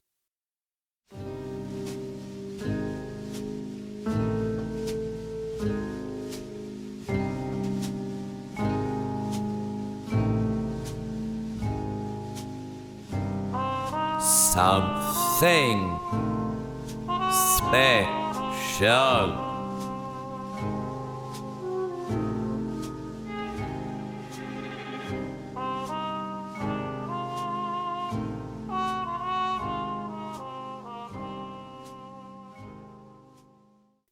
Well, thanks, AJ, for the minimal amount of effort that you could possibly put into something. I see you learned a great lesson from Steven Spielberg, which is yes, I should never try. No, you should never try again. No, I think it's done. I think the time really earning is those done. Patreon bucks. Patreon bucks that you can get an annual subscription. You can get the bucks. I will say you can give the bucks, but you can give 80% of those bucks 80% with of the an bucks that you would annual normally be giving. subscription to our show. Only available month of December 2025 in honor of those Pearl Harbor brave Day. heroes at Pearl Harbor who attacked the Americans. That's what it is. It's our Pearl Harbor Day sale. Yes. Yeah. To honor the Japanese. I will say that there was an episode of the show that I did not write the interstitial for, that Josh did the interstitial. It was about the air conditioning. The chillers at the WMATA station. That was Doki Doki Literature Club. The Doki Doki Literature Club episode. I love that one. And we had a patron comment that said, I much prefer these interstitials to the normal ones of AJ screaming about horse cum from another dimension. And I'm going to be honest with you. Those happen in the episode. Those aren't really true. interstitials. Yeah, no. But I will say that, like, I desperately do want to write an interstitial that's about horse cum from another dimension. That's your prerogative, man. You can go for it if you want. No, there's never been the right time. All right. It might have been this week, but just imagine. No, but you had to give us something a nuclear special. apocalypse. Something special. Nuclear apocalypse strikes. AJ's like, this is it. No one's around. I can finally write the interdimensional horse cum. Yeah. And then your Horse glasses break, and you're like, it's not fair. Yeah. There was time. There was cum now. Interdimensional horse Horse cum from another dimension. Yeah. Well, look, we're back. We're continuing to slog our way through 1941. What have we learned so far about Pearl Harbor from this movie? That we deserved it. We kind of deserve it. Yeah. I think is what they're going for, but then they're not. They don't nut up. You know, they never nut up in this fucking movie. No. Well, because originally when the Bobs talk about this movie, they're like, well, we wrote a dark satire that then Steve turned into a screwball comedy. It has a But perspective. of what? Yeah, but a satire What's your of perspective? The only perspective I can feel like this movie ever had in its early drafts was the wrong side won. Like, that's what it feels like they're trying to go for. Is America's just so stupid. Right. We should have just let the good guys, the Japanese, win. Unfortunately, the Japanese had to team up with white European mongrels, right? Who then fucking weighed them down and kept them from being able to take over the world. Yes. You see, I am imagining these men as Japanese supremacists who hate the white race, and their main fear is just like finding out that someone in their neighborhood is secretly Chinese. Right. I like that. Yeah, but then they're so racist that like and it not makes against white people. No, specifically against mostly against Japanese people. Against Japanese people, that but it also against the like one black character in this whole fucking thing. There are two black characters. I don't believe you. All right. We all forget many things from this movie that we all watched yesterday. I mean, it really is one of those situations where, like I said, I think it's also to do with the costuming. All of the characters look the same. Yes. I had such a difficult Even time. when there are so many big names like John Candy and Dan Aykroyd and stuff. I could not reliably tell which actor was John Candy in the scenes he was in. That gives you a sense of what watching this movie is like. Watching this movie is also, I felt so much secondhand embarrassment. Like, this is such an embarrassing film for everyone to be a part of, because if they're not in a role where they don't have jokes, they're in a role where they're literally going, like at the camera. Please laugh, please laugh. For the love of God. They originally brought on Chuck Jones to design a sequence for this movie. That's also so emblematic of how Spielberg was approaching this. He was like, what's another thing that we can do rather than what you should do is incorporate it into the plot, make it integral to the giant clockwork that's also supposed to be happening at this time, so that we're not just wasting our time with some Chuck Jones But this is the fucking problem, is what plot? Which plot, I should say. Yeah, which is the most important plot, and they never make a decision on it until the last 20 minutes. It's supposed to have everything come together. Right. Again, like it's a mad world. They start all together, they split off, and then God's it all not dead. converges. Yes. I think that 1941 should end at a Newsboys concert. Oh, God. Kevin Sorbo shows up, gets run over. No. It's at a Cherry Poppin' Daddies concert. Oh, okay. And the fucking Duck Dynasty guys show up. Well, the Cherry Poppin' Daddies concert would be better because there are far fewer allegations than we have against at least one of the Newsboys. Now, I want everybody out there to telegram your friend with these words. God's not dead. Send a telegram that goes exactly like this. What's this? My God, God's not dead. He is surely alive. Speaking of guys standing by a microphone on a stage. Sure. What's with the guy who has a mouse on his shoulder sometimes, but sometimes they forget? Okay, I'll be honest with you. I think this might have been the first thing that got cut. I do not remember this at all. No, he has a mouse on his shoulder. No, you just didn't notice The mouse is real? The mouse is real. Did you have the part where the RKO guy is like staring at it and like, Yes. what am I supposed to do with that's this? It, that's in there but too. Then That's it's not a also, mouse, that's Patty LaPone. But then it's also not there sometimes. Right. Sometimes it's not there, and then I feel like by the end, the mouse is actually just his mouse, and it's supposed to be there. Because they never do anything. I mean, with again, it. it's he doesn't like find out and go, whoa. It's just another one of these ideas. Like the mouse should end up in someone's drink or whatever. The mouse should end up on a motorcycle. The mouse should be on a motorcycle, and he should make friends with Fred Savage, right? Was it Fred Savage? No, the mouse in the motorcycle. AJ. You What? uncultured. We're talking. I'm sorry. We are talking about. You don't know Betty's spaghetti. We are talking and you about come at me with these Beverly allegations. Cleary. Yes. We are talking about a woman who documented life as people actually lived That's it right. in her time, Mostly which included talking mice that rode Tiny motorcycles around. talking mice that were your friends. Yes. And they wore little hats with spikes on them, and they threw them If in the I air. remember correctly, Ralph doesn't even get the motorcycle until the second book that he shows up in. Oh, you For know one what? book, he is completely cycleless. He's I'm just actually a mouse? thinking not of the mouse and the motorcycle, but I'm thinking of Stuart Runaway Ralph, which was Runaway the sequel Ralph. to Sure. Yes. the mouse and the motorcycle. Okay. I don't think I ever saw Runaway. I think that was the one with Fred Savage. I saw Wreck-It Ralph. Let me just make sure I've got this right. Yes, that was a a different young movie. a young Fred Savage. So there is a mouse in this movie that is on the shoulder of a man who is speaking into an RKO radio. Yes. Microphone. Is it an RKO radio microphone, or is it just that they have a guy there from RKO? I don't know. I think I think it it's is, just but that it's the I'm talent asking you. scout is Well, supposed to be there for the here's the person who point. wins the jitterbug contest. Yeah, let's zoom out a moment. This is a jitterbug dance competition that's happening at a USO dance hall and hosted by the radio. Yeah. And Betty works at that dance hall. That's right. The girlfriend of Wally. and I'm closing my eyes so that I can really open up my thought cabinet right now. Yeah.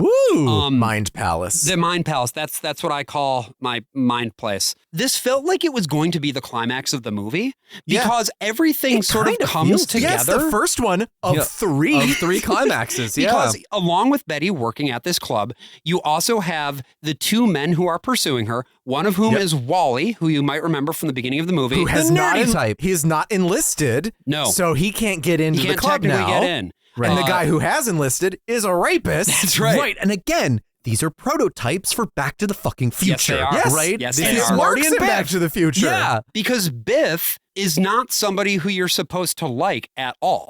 No. Well, And- you're not necessarily supposed Yeah, to no, like this this is guy supposed to be a bad either. guy too. Yeah, but you're supposed to be like, ha, he sure likes We're trying supposed to to rape at that least, lady. Yeah, Like, it's supposed to be a comedic premise that Right. he's doing this here, even though we're not necessarily supposed to sympathize with him. He's supposed to be, I don't know, Pepe Le Pew. yes. And this is not how you deliver That's this. what it is. at Because all. in Back to the Future, obviously the character of Biff and all the things he are doing. That's what this episode is doing to me, folks. All of the things that he's doing are obviously reprehensible. And they're and very guy sucks. And very importantly, when he really gets bad, there is a severe and strong tonal shift where you're like, oh my God, shit just got real. Yeah. That doesn't happen in this movie he ever. needs to get his damn hands off her. Ooh, do I need to swear? But I do think that it's not just Zemeckis-esque, right? This actually dynamic reminded me of something in The Fabelmans as well, which Spielberg would go on to talk about later. But it's just like there's remnants of Spielberg feeling like the nerdy kid who has been transported to Arizona, one of the only Jewish kids in his class. Right. He was in Tucson, right? Yeah, he's fucking Tucson. That's right? horrible. Bullied by these other bigger kids. And there is that underdog dynamic that is brought to this triangle specifically. That's why they have Wally wear the zoot suit, right? Because he's supposed to be ethnic. I don't know if he is. His name's fucking Wally. And he's played by an Italian guy. He does have kind of darker skin, but it is kind of like why his best friend is the whitest guy ever. Right. They do not want to dive into the racial politics of the Zoot Suit Riots. Right. Which is like, you want to dive into the racial stuff everywhere else in this fucking movie. Yeah, it's like, I want to talk about 9/11, but no planes. This scene that happens in the USO dance club is gorgeous. It's electric. Yeah, there's a part where it just becomes about the dance, and we kind of like the rapist is off screen and unconscious or something for a little while. Yeah. And it's genuinely fun. It's not funny, but it's fun to watch. Fun. And there's a point where Spielberg said that like early on in production, he was like, what if we just made this into a musical? And like, it might have actually been good. It might have worked. Because the tone just starts to like, I'm watching a movie. All of a sudden, I am watching a movie made by people. Not just a movie, but a capital M movie. Yeah, the dance, and it's got the chase, and it's got the other chase, and it's got the girl rapist, too, who's going to rape the guy rapist. Well, and it's also setting up what's going to be, as you were saying, AJ, the rumble between the sailors and the soldiers, right? Yes. There's and not against the Zoot Suiters who are standing outside the whole they're time. Just there? Yeah, they're just kind of there. And I mean, our main guy, Wally, gets set on fire briefly. There's a scene where Wally goes up, or maybe it's the rapist. Honestly, my brain. They look the same. They look the same, especially once they're both wearing, And it's moving fast. Goes to talk to this girl at the bar, and there's a donut there for some reason. Oh, yeah. Right? And he tries to so strange. He tries to feed her the donut. The donut falls on the ground. He disappears. Somebody else comes up to talk to the woman, right? And then he pops back up, right? Yeah. Yes. This is all perfect setup for like, hey, comedy scene. Guy pops back up. Right? He has an anger problem. Everyone knows he has an anger problem. But Spielberg follows the donut down. Right. We cut to a shot of the donut hitting the fucking floor. Even before that, he hands her the donut. We get a super close-up of her hand receiving the donut and dropping it. We go follow the donut down, and then we come back up. And we have the other guy come in, and then the other guy rises up, and then the guy turns around and deposits the crumbled up donut into her hand. We have watched get the second close-up of her hand receiving the donut. Right, and comedy is about what? At its core, the most basic tenet of comedy is the art of surprise. That's right. And we have followed this donut from beginning to end. There is no surprise. No, of course surprise, the donut is crushed. We saw it get crushed. And that's exactly the thing, right? Is like you want, into the point of visual tracking, which again that was the thing that I kept noticing. Yeah. Was you have these gorgeous moving tracking shots, right? Incredible. Some of the best some of the most technically proficient, I will say, not some of the best that you will ever see in a movie. There is actually, in like the very next scene, there's this tracking shot where they're like in the room where they are tracking the airplanes or whatever. And there's this shot where it comes in, it starts at the end of the table, the far end of the table. Yeah. And then the camera moves across the table so that you are seeing more and more of the table in front of you, and you are seeing more and more people around the table. Yeah. And they're like moving in and out. It's like, this is so cool. The problem is, it's not funny. No. And you get then this moment where I guess the punchline, to the extent that there is one for that scene with the big tracking shot, is that they're like, all right, time to go on yellow alert. And the camera very slowly pans up to this like traffic light looking thing, and it goes ding, and it turns yellow. In order for this to be, I guess, funny, I mean, first of all, that's not a joke. Like, no, a light turns yellow. A light turns yellow isn't a joke, but you could still make it feel funny if it was like this big thing where it was like, okay, we got to figure this out. We're really thinking it through. You could even keep the really long tracking shot in the very serious moment, but then it's like, okay, what are we going to do? Oh, I don't know.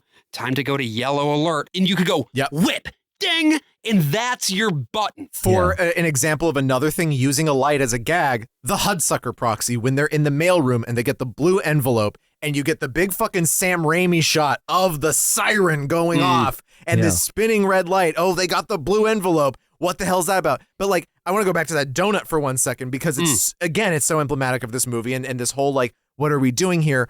What do these characters feel about the donut? It's unclear. Right. Because we're too busy looking at the hand is also discontinuous with the edit. When it goes back to the long shot, her hand's in a different place as the donut drops.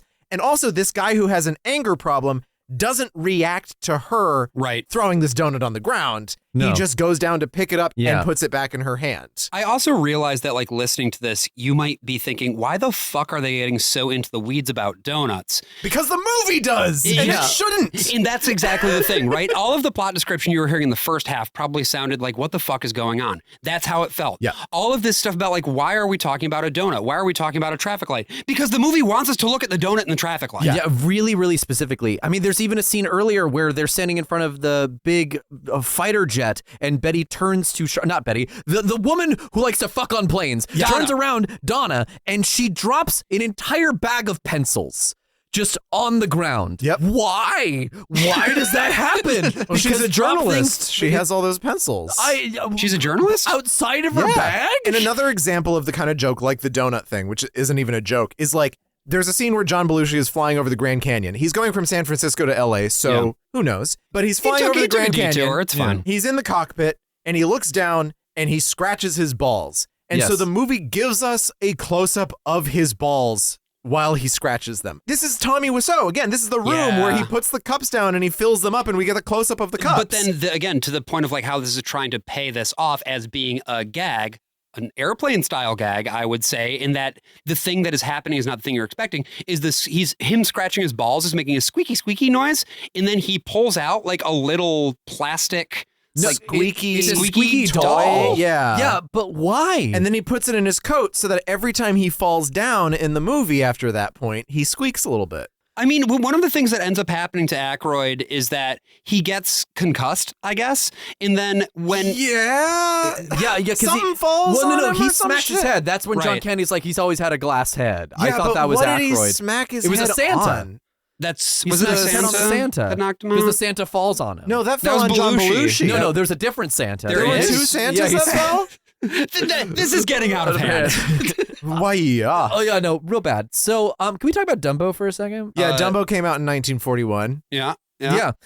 Disney movie. We get to watch some of Dumbo, and I'll be honest with you, the best part of the movie for me was getting to watch a different movie. Watch a different Dumbo, movie. yeah. Like we give Josh a lot of shit for watching a different movie, but then the movie itself is like, you should probably just watch a different movie for a bit. Yeah. Robert Stack. Okay, so the general, who is unfortunately for this movie a moderating force. He's the guy who's like, nothing ever happens, nothing will happen. Everyone needs to settle down. Right. For the entire picture. Which could, again, to the point of like what you would need for a functional comedy. That could work. Yeah, it all needs to work against him then. Exactly. Yeah. Like he needs to, in the face of increasing insanity and chaos and things being out of control, he needs to be like, no, it's fine. Yeah, Frank Drebin saying nothing to see here while the fireworks are going off. Which would work because it's Robert Stack, who was, again, locked in in. Airplane and locked the fuck in. So he has this scene where he goes to the movie theater and he watches Dumbo. And he's super into it. He's super into it. He's crying. He's mouthing along with every single word. Which means he's seen it before. Like, it's a relatively new movie. But again, that's the sort of comedy shit I love, where it's like there's a whole history to this character that we are not privy to. What I think the only thing that really would have made it work for me, comedy-wise, is again, if he needed to be outside. Right. He never needs to be outside. Right. And so it's cutting to him while not that much is really going on in the grand scheme of things. Right. And he's crying watching Dumbo's mom sing Baby Mine. Here's what I'll say about him in this movie, right? I think he is doing his level best giving a comedic performance with absolutely no funny material whatsoever. Yeah. There is nothing that they did not give him any funny lines, even to deliver in sort of like a deadpan way. Yeah. I mean, it does help, of course, that this is basically him sending up a type that he performed for a very long time. Mm-hmm. But I do think that his experience with this was part of probably what allowed him to lock in for Airplane and give us municipal bonds, Ted. I'm talking AA rating, the best investment in America. Can someone explain to me the man covered in dust on the motorbike? No. All right. I guess it's California. It's funny. I guess. AJ, he had dust on him. It's funny. It doesn't look like dust. It looks like sawdust, which is exactly what it is. Yeah. Right. And yeah, why is he dusty? Because it's funny. But like, where it looks he's not clean. Somebody kill me. He's not clean. He's dirty. I don't know why he's covered in dust. No, I mean, there's a lot of this. Maybe it would make more sense if you saw him leave from a base that was in the desert, which we do find out is in the desert later when Belushi. Yeah, but like that hasn't been established. There's just a guy covered in dust for no reason. I mean, I guess I should clarify what is going on at this point. Probably right? not. Whatever. Well, here's a bunch of shit comes to a head, right? Yeah, there is a colonel who is very paranoid, sort of Yes. the counterpart to Stack. The Kurtz of this movie. Yeah, and Stack is like, nope, nothing's going to happen. Everything's fine. And the colonel is like, the Japanese are everywhere and they're about to attack. Belushi also lands at that base, and I couldn't tell you what that scene even is. No. That's when he falls off the plane. That was probably a scene that they added so that they could get more Belushi. But like, I don't know what the arc of that scene is. No, I have no idea what's going on. He comes in, he tells them to that he's flying down to LA, that the Japanese are in fact attacking. Right. And that they should be on alert. And then the lead guy goes, He does do that. He does do that. Yeah, that is exactly and what then he immediately does. following that. Like some people might think, if they've been listening to this podcast for a while, they might think that AJ was doing sort of one of his silly voices. No, that's what the guy does. And then it cuts to Jon Belushi going, ah! This is also, is this before or after the bomber takes off? This is before. This is the story of a girl. Then the bomber drowned the whole world. So then somehow this guy who doesn't know how to fly a plane is now flying this bomber so that he can plow the lady who I thought was a journalist. Yeah, so I keep calling Donna Reed in my head, but her name is just Donna? Her name is Donna Stratton. Donna Stratton. They give her a last name. Wow, good for her. And their whole plot is that they're fucking in the plane, but the plane doesn't have any radio in it, so they can't communicate with ground control to let them know that there is no Japanese bogey overhead. Belushi ends up intercepting that plane. Why? Why isn't it the city? But also then they do this extended sequence where they're like, there's no radio here, and they establish with the colonel, you need to call ahead, and he says he's going to call ahead, and I'm unclear as to whether he does or not. I think that goes back to the room with the traffic light thing as to why it goes down a level to green again. But I don't know. I don't actually know. Well, later on, it goes up to red alert. Then it goes up to red. So there's something I've been sitting on for a while because I don't know if y'all noticed this, but the Wikipedia entry for the plot synopsis of this movie I didn't check it out. is incorrect.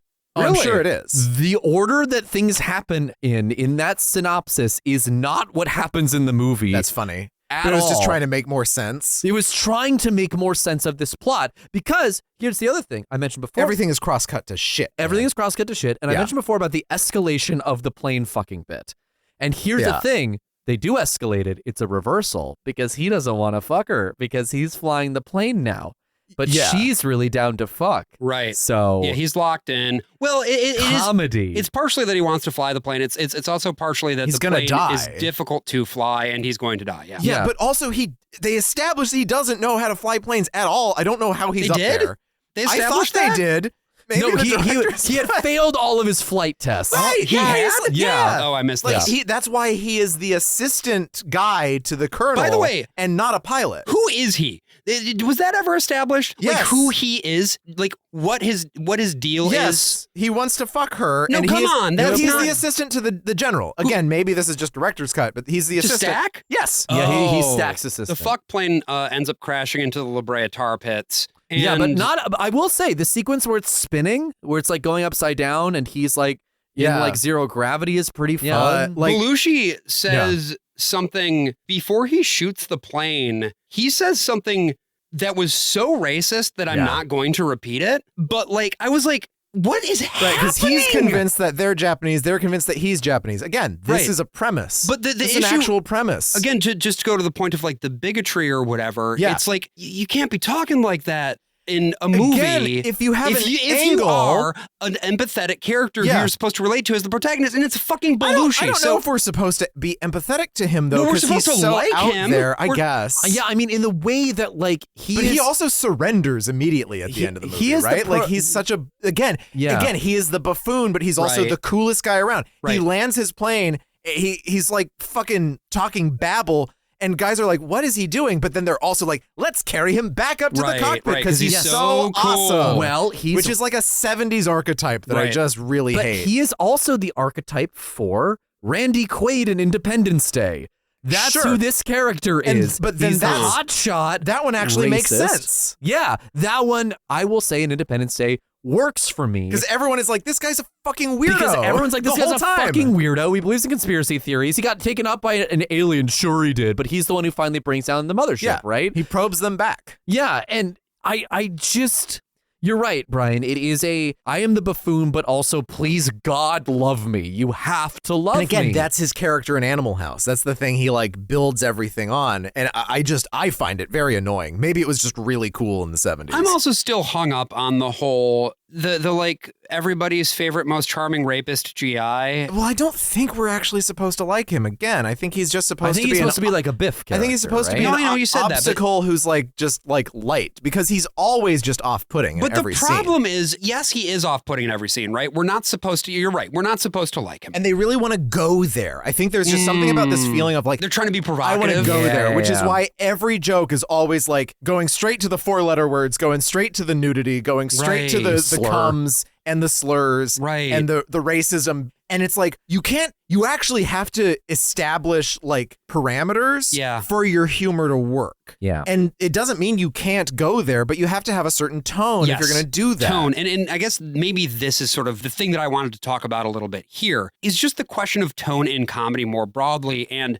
what it means, I guess, to create rules. Because Yeah. I think any play, any movie, but especially comedy, you need to train your audience early on in the thing about what the rules of this world are. Yeah, it's like horror. Yes. Right? Because Yeah. then you have to find the things that sort of subvert those rules. And that's why I think like there's a reason that Arrested Development is one of the greatest TV comedies of all time. Yes. It is so immediately clear what the rules of that world are, and they will only break them when it's really fucking funny, and they'll have a good reason to do it. And there's always something established so that it's almost like a mimetic rule that has appeared. You know, loose seal. Yes. Right? I'm not afraid of Lucille anymore, so then he gets bit by a loose seal. Right. That has a rule to it. Yes. Yes. That is makes delightfully you, subversive. That you're like, what on earth? You know? Yeah, what do you mean a Lucille? Also, I will say the credits of this movie reminded me of the font used in Arrested Development, and it made me really sad that I wasn't fucking watching Arrested Development. Yeah. There's a whole other race gag that happens with John Candy in the director's cut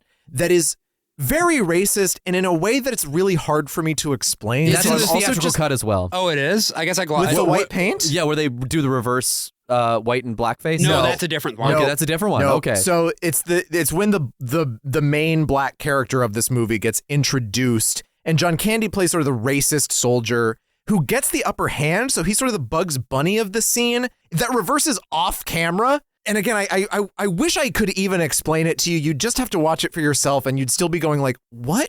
What happened? But you were saying they like draw a line with paint. It's like that's the Mason-Dixon line, and then like and then it's he crossed different crosses ways. it. So then they just keep drawing more lines until they lock him out of the building. But then because he's a big angry black man, he breaks through the windows. And the next time we see him, like 15 minutes later, he's strangling John Candy. It's more involved even than that. What? And so then the comeuppance at the end is just that the black character gets his face covered in flour and the white character gets his face covered in soot. He has this sort of meltdown, and then the black character says, you should get to the back of the tank. Right. Which is Almost also a in the joke. theatrical cut. Almost a joke. Yeah, it's almost. But it doesn't like, make sense. That makes more sense than that first scene. Sure. But we're just sitting in like, yeah, okay, they want to say something there's also about the racism of the time, but they don't really want to say anything. But it's also the thing too of like, why are we making this joke now? Because in the context of the movie, they're all in a tank beelining it for the Santa Monica Pier. Yeah. Because that's why is there flour in the tank?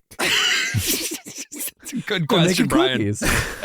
Meanwhile, we still got the artillery hanging out over in Sepulveda. Oh yeah, right. Remember the house with the gun in the yard? With one of the Beatties, it's unclear which. He's not related. Not related to them. He is not related to Shirley MacLaine or Warren Beatty. Well, it turns out that the guy who has the artillery gun in his yard is now in direct range of the submarine, which has resurfaced. He's got this like mayor of Whoville hairstyle that I don't think anyone had in 1941, but whatever, we'll allow it. It's funny. Yeah, I mean, the whole thing is that he points the gun at the house, and it's like, well, surely he's not going to fire the gun into the house, and then he fires the gun into the house. Yeah, he gets warned about it and has plenty of time to move the gun. And his but then wife just is running fires. around like, Don't do that.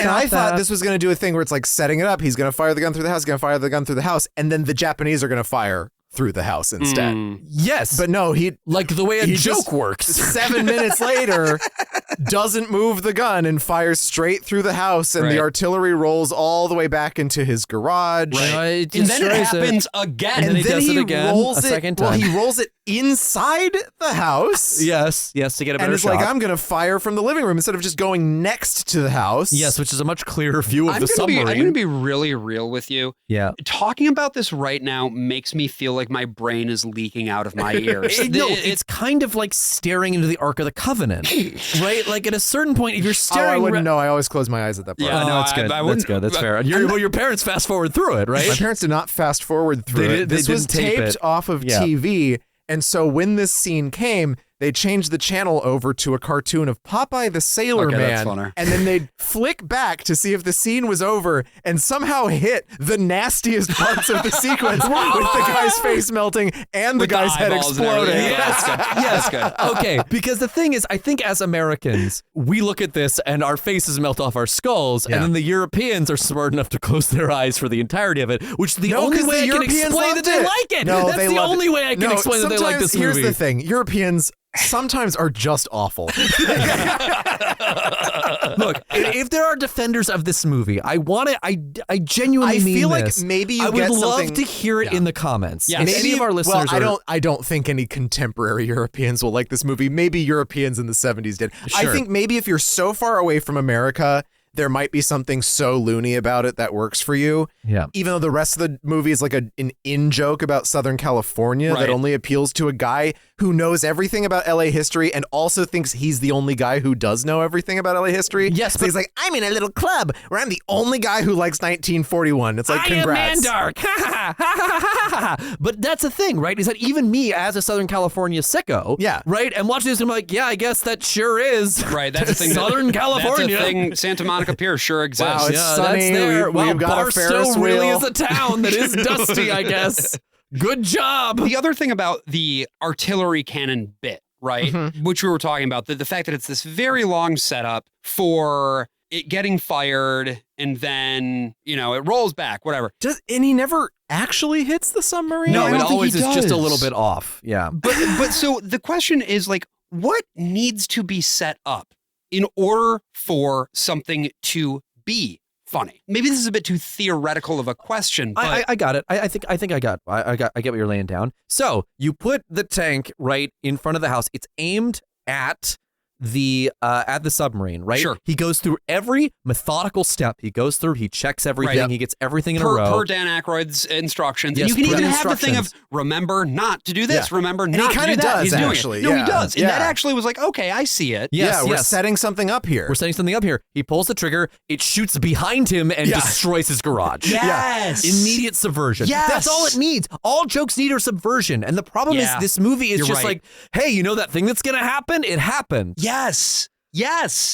The You're right. aristocrats. You're right. Like, You're what right. do you do? Yeah, it's like the suspense impulse is fighting against the comedy impulse. Because, of course, with Back to the Future, why is it suspenseful? Because we know that the lightning is going to strike the clock tower. Yep. Marty has to hit 88 miles per hour the second that he gets to that cable. And so everything that happens in the meantime is keeping him from doing the thing that we know he has to do. Not to mention, of course, the added stakes of he wants to let Doc know about what is going to happen in the future so that he doesn't get shot by the Libyans. And also, if he fucks this up, he will die. Yes. He is going 88 miles per hour down a street into basically a wall. Yeah. Like, he has to get this right or everyone will die. But at that point, too, and this is sort of, I think we talked about this toward the beginning, the stakes are so clear also because everything in the movie has been building up to this climactic moment. Yeah, right. This must happen.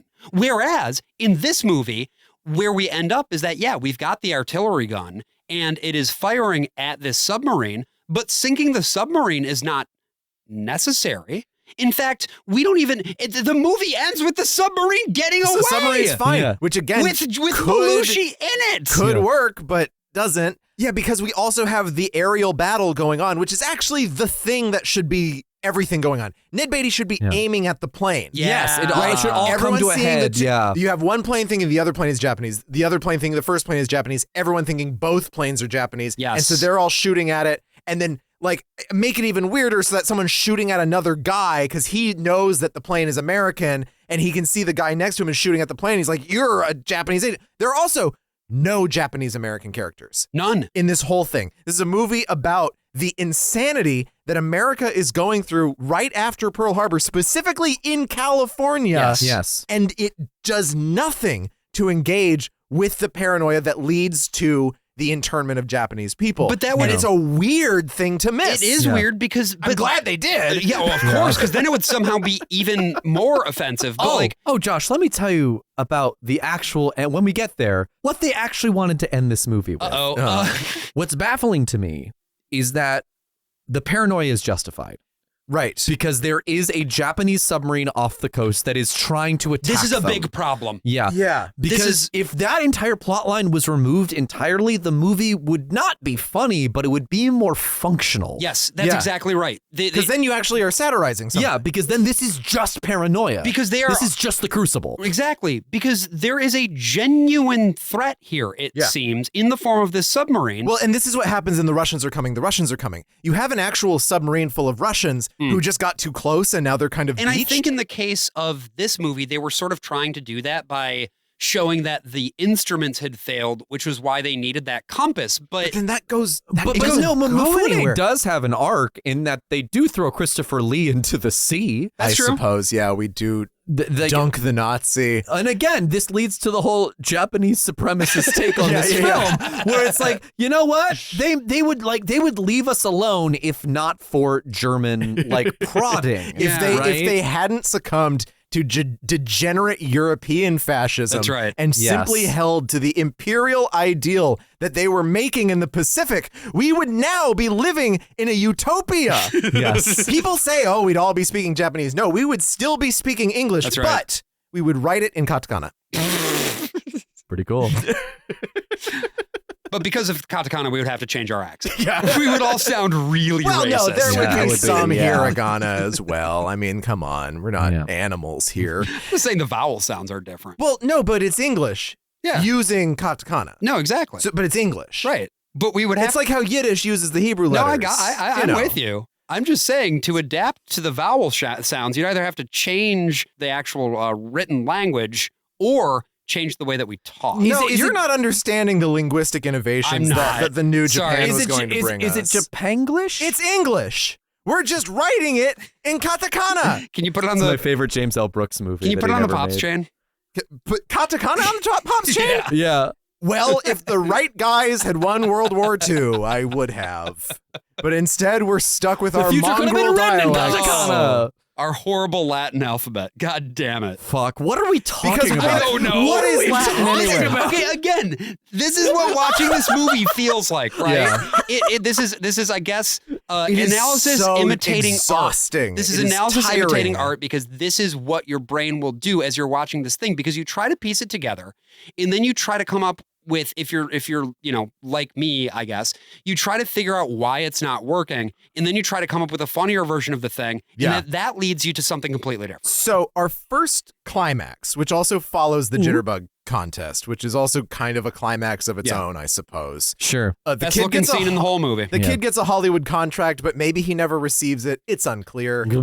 But either way, he's also been knocked out by a really uninspiring Rube Goldberg thing that happens. Yeah, again, it's just like the thing that's going to happen is going to happen. Yep. But the first climax is the Marines and the Navy and the Army are all fighting each other in the streets, and also the rapist chasing bit is going on. And then Dan Aykroyd basically stands up and gives a big brilliant rolls speech. his tank into town, and he's like, Americans shouldn't fight Americans. We are united against one enemy. And I'm like, what the fuck would you know? You're Canadian. Right. And so then the second big thing, which is, you got Ned Beatty, you got the planes, and you got the guys in the Ferris wheel also shooting at Jon Belushi. Too many people are shooting at Jon Belushi for what they're trying to do here. Sure. But he does do a lot of barrel rolls, and they had to come up with a totally new system to make the models do barrel rolls, and it's pretty clever. Yeah.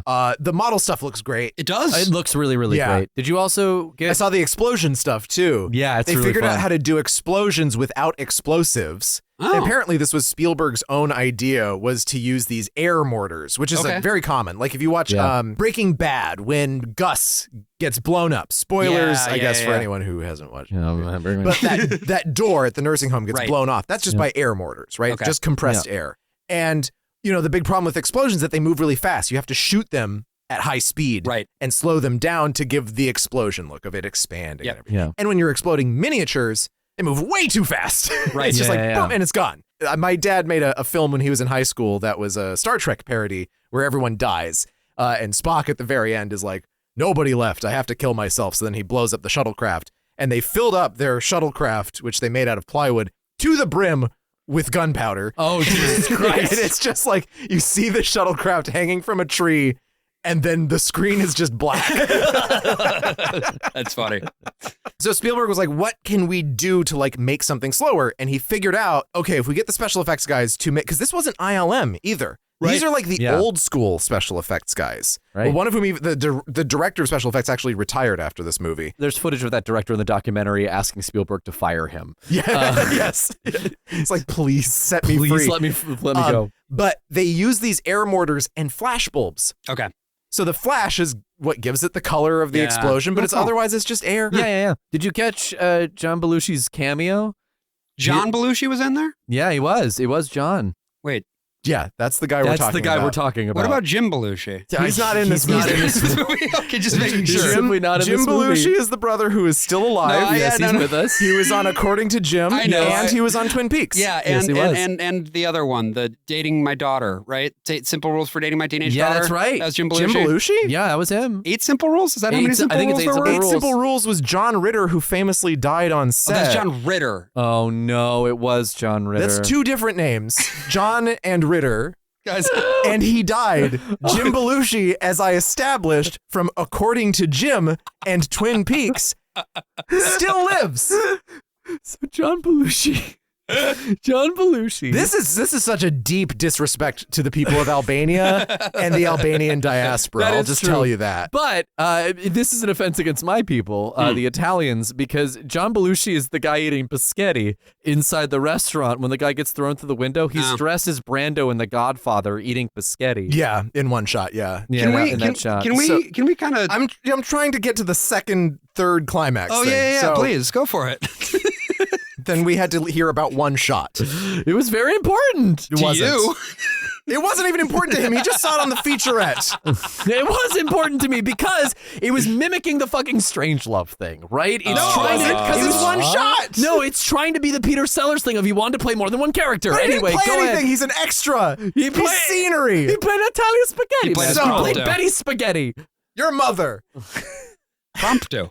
So then we have this third climax. Yes. Which is all about the fucking tank and everyone else getting to the shore. Right. Yeah. And then also the submarine shooting down the Ferris wheel. Oh yeah, remember the guys on the Ferris wheel with the dummy? They're still up They there. actually managed to shoot Belushi's plane.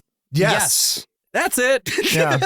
and then they go in the water. I guess that he won't be According to Jim anymore. Hey, I'll say. Because he's Jim Belushi. And here's right? the thing, he never was. It never was according to I bet he looked at that Ferris wheel with the two guys in the dummy and he's like, wow, Three's Company, a TV show that I, John Ritter, starred in. Wow, 8 simple rules for blowing up a Ferris wheel. The guys on the Ferris wheel, they don't get a winning shot. You feel like they should take out one Japanese guy at the very least just because, like, I don't know, it's something. And then they get punished for their hubris because the submarine shoots the Ferris wheel off of its hinges. Owns them, and the Ferris wheel goes rolling down the pier, and it rolls off. There is one joke in here that got a genuine laugh out of me, and partly because it had that Spielberg excess.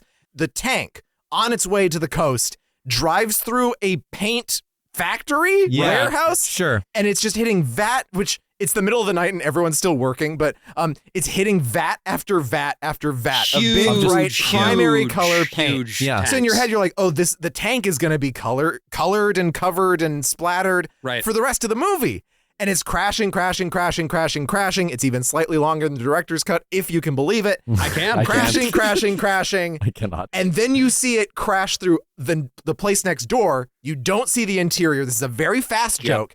And you see it bust out the like big garage door. Out and the you other see side. on the sign of the building, it just says Turpentine Warehouse. Right. And the tank looks exactly the same as it did before it hit the paint place. That was a joke. That's a very Who Framed Roger Rabbit type I would also argue... Or like Pee-wee. Pee-wee's Big Adventure kind of a thing. And I would also argue Mad World. That feels to me like the destruction of going through the paint specifically reminds me of the Looney Tunes sections at the end of that movie. Although I feel like with It's Mad World, it would still be covered in all the paint. It would still be covered in all the paint. We would and then you'd also see some really insane stunts while But this comes back to the question of like, what kind of a movie do you want to make? If you want it to be cartoon logic, like tank goes through paint factory, then turpentine factory, and therefore it still looks like a normal tank. That's cartoon logic. Yeah. And you can do that. But also, I'm so sorry I have to bring this up, but anyway, the whole rapist plot ends with the rapist pinning Betty underneath a car, but then the car gets hit by the tank. It tips over. They're able to rescue her. Betty gets away, and then the guy gets his comeuppance. And then her friend is just sort of clinging to him. That's right. He gets on this motorcycle, which belonged to the Dusty guy that Jon Belushi took from the Dusty guy. Right. Yes. And was like, "You're Dusty." And he sure was. And this guy is trying to get away from, of course, Betty's friend who's going to rape him. And so he jumps in the sidecar of the motorcycle to get to the coast. She clings to him. That's right. And sort of drags her way along. Somewhere along the way, this separates. And then they land, remember he hates eggs? Right. They land in a truck that's full of eggs. That's right. And he's covered in egg, just like Biff Tannen will be covered in manure. That's the joke of Biff Tannen manure. Yes. So do y'all remember the part where the puppet just shoots water out of its nose and mouth when it goes into the water? Yeah, it's like that 90s Pinocchio with Jonathan Taylor Thomas. It is. That's the note I took. Also, the puppet is the one who spotted the Japanese. The guys on the Ferris wheel didn't. Mandark is looking away and the puppet spots That's them. another cartoon logic thing that could be funny if they cared to set rules. Yeah. The rolling Ferris wheel was pretty cool. A big set piece. It's still lit the whole way down. It hits the water, blows up a little bit. It's really great. But so now I'm just going to read a little bit verbatim from my notes again. What's going on with Dan Aykroyd at the end here, where he's like concussed and he's spitting out jargon about the tank? Well, no, he's talking about like I don't want an answer. Okay. Yeah, he's talking about refrigerator manual. I didn't want an answer. Great. Why did they just decide to have a white guy get black powder all over him and a black guy get white powder all over him? Because that's comeuppance. That's comeuppance for a plot that was cut from the version. Answers. All right. Why is Belushi jumping off Santa Monica Pier on a motorcycle? Why does I don't know. Actually, I don't know. No answer I there. cannot explain that. Why does the anti-aircraft gun on the tank float? We all float here. Yeah, because the tank gets to the end of the pier and then fires its gun and then falls. But the gun is still the pier floating is broken. in the water. Belushi ends the movie in the submarine. He gets basically kidnapped by the Japanese This is fleet. the guy who's the most hardcore anti-Japanese guy you'll ever meet from the beginning of the movie. And then he's like, take me to Japan. This could be funny if we knew what he was doing, but it's unclear whether he's surrendering or defecting. And then he should be defecting. He should be that would be the defecting. best. He should become a Japanese pilot. And then the final moment of the movie, the final gag, is that the guy, Ned Beatty, is now putting the finishing touches on Ned Beatty, the guy from 8 Simple Rules? No, the guy from Network. Is he from Network? Yes. Yeah, that's a thing he actually did. Oh, okay. Sorry, I thought that was Warren Beatty. No, the guy from Reds. Yeah. Oh, I see. The woman from The Trouble with Harry. Oh, we watch movies. The entire No, you don't. The entire house then, like he's putting the finishing touches on the front door of the house, and it's all getting repaired. Yeah, the whole house is all fucked up. Everyone's been sleeping in the front yard. But it's like, you know what? I'm going to put the finishing touches on my house. He sort of nails the front door into place, and then the entire house collapses off the side of the foundation, which is a very impressive shot. Impressive. That isn't funny at all. It doesn't make sense because the house just slides.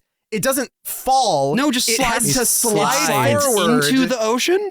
It's very impressive Even to though look at. he put the pressure on the door, which is no longer attached to the house. Right, so it wouldn't apply. The force wouldn't transfer. Steven. And so my last note that I have in here in the outline is the entire house collapsing off the side of the foundation and into the ocean is very impressive. but it certainly isn't funny. And I think that kind of describes much of this movie. Yeah. In a nutshell. Yeah. Very impressive, but not funny. Ton of work, a ton of money, a ton of talent. And a ton of effort. To make one of the worst pieces of shit I've ever seen in my life. It genuinely, you look at the cast list and you look at the plot of this thing and you're like, I'm in for a wild ride. Yeah, even if it's bad. Even if it's bad. Like, I mean, it's not that kind of bad. No way that it's that kind of bad. No, it is so, it slides off your brain. Nothing sticks in this movie. Right. Josh, do you know how they really wanted to end this movie? What the two Bobs' best ending for this was? That Spielberg said, under no circumstances are we doing that. The two Bobs, Bob Casale and Bob Mothersbaugh from Devo? Bob 1 and Bob 2? Yes, Bob 1 and They Bob 2. were involved in this yes, movie they were. too? They were the screenwriters. My God. They also wrote Back to the Future. It ended, their favorite ending was that Wally would then drop the Enola Gay on Hiroshima. No, what? Yeah, so he was going to be the one in there and be like, those guys ruined my grand prize from the dancing contest. Because then you run the credits for this movie. And oh my God. Yep. It does the... Oh, you thought we were done. It does the It's a Mad, Mad, Mad, Mad World thing where everyone gets a little like title card where we get to see sometimes a cut shot from the movie. Everybody. For them, including Patty LuPone, who's barely in this thing. She must have had a bigger role at some point. She doesn't have a line in the theatrical cut. She doesn't have a line. Everybody is yelling. Yeah, Everybody's it's just yelling. everyone screaming. It's so much. I just want to get out of the theater, man. Yeah. The dummy has a card. The dummy has a card. He's also screaming. Yeah. The dummy was screaming. And then, then finally, thank God, it goes black and the credits are just scrolling like credits do. And then we just get an explosion in the background. Wait 5 seconds. You get that same explosion again. Guess what? That happens like 7 more times. Rule of sevens. That's right. What can I fucking tell you? It is an exhausting movie. I feel like talking about it has been exhausting. It has. There is one point I would like to bring up, which is you brought up We'll Meet Again from Doctor Strange. Yeah, I mean, I don't know where. I don't know when. But I know. But that is the unifying theme of We'll Meet Again some sunny day. That is the unifying theme of Strangelove, right? And in the same way, this movie uses a standard from the time as well. That standard, of course, is In the Mood for Love. Yeah. Which is the ba-da-da-da-ba-ba-ba-da-da-da-da, right? That whole spiel. That song is about wanting to fuck, right? That is a fucking song. And I feel like had this, and Spielberg says this himself in the documentary, had the Bobs directed this themselves, had Zemeckis directed this himself, I think this would have been an infinitely hornier film. Sure. Because I don't think Spielberg is good at being horny. No. I don't think he's good at tapping into In the Mood for Love. Not good at tapping that ass. He's good at these like sweeping romances. I think that he's very, very good at that. But when it comes to being horny and getting down in the muck and dirt of it, I think he has a rougher time. Yeah. And that's what this George movie Lucas was supposed too. to be. Yeah. I think sweeping is exactly the right word. Whether you're talking about sweeping in the grandiose sense. I mean, we didn't even fucking talk about the John Williams music, which just doesn't fit at all. No. It's a solid score for a different movie. Yeah, but not for a comedy. Yeah. But he gets to, he comes back to World War II quite a bit. Right. All acclaimed movies, Saving Private Ryan, right? Yeah. Saving Private Ryan is a very romantic war film. But that's the thing, right? Steven Spielberg later on made the World War II movie. Yeah. I think that he is a brilliant filmmaker, and it just so happens that we have covered exclusively movies that we're not so hot on. Yeah. That we either think and are PC fine. game. Don't forget. And of course, The Dig. It's the pig. It is in fact the pig. And I think he also admits it himself. He's just like, I don't think it was very funny. And that is the chief sin that a movie like this can commit. It is a testament to Spielberg's character and humility to be willing to admit all of this. You know, there's a lot of directors and a lot of just artists more broadly who aren't willing to admit that sometimes they make shit that sucks ass. Yeah. And he likes the movie. He says, I like to put it on and watch it. Yeah. We just kind of forgot to put jokes in there. Yeah. There are parts of it that are nice to look at. It's also like, it's a little bit of a duck because there's so many things that are clearly supposed to be jokes. Right. That are just awful. Yeah, and Kubrick himself said, Steve, you've made a great movie. You have not made a funny one. He was being nice. He was being nice. nice. He was being very nice. There's also an official comic book adaptation that came out at the same time. Steve Bissette, who did the art for Swamp Thing, also did the art for this. I can't find a full digitized version of it. I might buy it. I don't know. But it's also horrible. I mean, and apparently just steps up the racism, and it has that whole thing where it's like you can't even tell what sequence you're supposed to read the panels in of the pages that I've seen. Oh, Jesus Christ. So it's kind of like the movie. It at least like feels like an underground comic that's just like trying to be as nasty as possible. It's just kind of like try hard, basically. Yeah, really, really transgressive. Yeah. In the same way that the screenplay for this movie, and already an unfunny thing, was trying some way to be as transgressive and kind of R-rated and nasty as it could be. Yeah. And then is like tempered by Steven Spielberg, which I don't think we would have gotten a better movie necessarily without his direction. But it might have been a more interesting one or a more coherent one. No, I mean, these were edgelords. They were out just out of USC. Yeah, these guys were like trying to piss off the studio executives, I think. And it's like, well, I'm sure they were pissed off. I'm pissed off for different reasons because you just made it suck. Well, it's parallels to other things that we've talked about. Parker and Stone, right? Yeah. Same thing. You come out of college, you're an edgelord, you're trying to shock everybody. Yeah, it also feels like this was they were trying to get this venom out of them, and it's so good that they kind of do. That's true. They really fucking That's do. True. Because Spielberg comes back after this with fucking Raiders of the Lost Ark, and then the two Bobs would go on to make Back to the Future, one of the greatest blockbusters ever made. And then Zemeckis would continue on, I think, the very sentimental route. You've got like Castaway, which is like just a fucking sentimental ass movie. Yeah, yes. fucking Contact. Yes. You know, A Christmas Carol. Right. Welcome to Marwin. Look, if you listen to this and you're also yelling names of movies by Robert Zemeckis at your phone, and I know that at least a couple of you are. Yeah. We thank you for listening to yet another week of our show.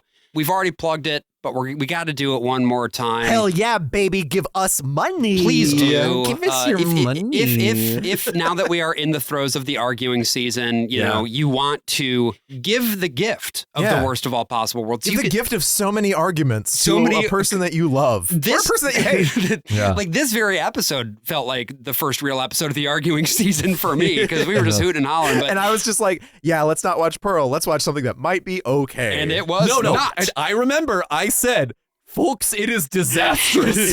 But, you know, we do premium episodes every other week. So, and if this is your first time listening to the show, welcome. We're so happy that you are here. I like to think it's like some American Legion guy who's just like, oh, good, a show that remembers Pearl Harbor. I mean, finally, at long last. People, it's like how our Tora video on YouTube is like, people keep thinking it's like a movie. 80% thumbs down. Yeah, because like, this isn't the movie at all. And I do understand because our poster for that episode basically is just the poster for the movie with a very little bit of alteration. And the runtime probably looks like the exact runtime for Directorial. Oh, man, I didn't even think about that. Yeah, 100%. But again, thank you. We're happy you're here. We hope your arguing season is going well.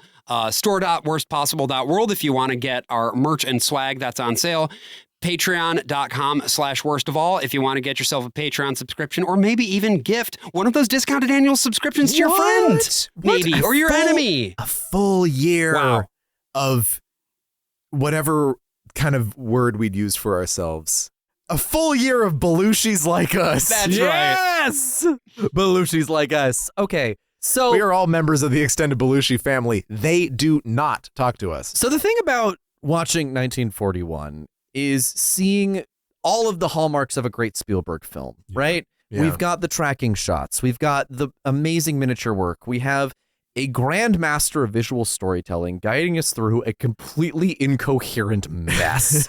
And what I take away most from 1941 is that it's okay to fail. You can be the most talented person operating at the top of your field and you can still release a stinker and that it's going to be okay because you can always make that fucking comeback. And I guarantee you that no matter what you listening to this out there have made, it will never be as bad as Steven Spielberg's 1941. Yep. I am the worst of all possible AJs. I'm the worst of all possible Brians. And I'm the worst of all possible Joshes. And I'm entering my flop era.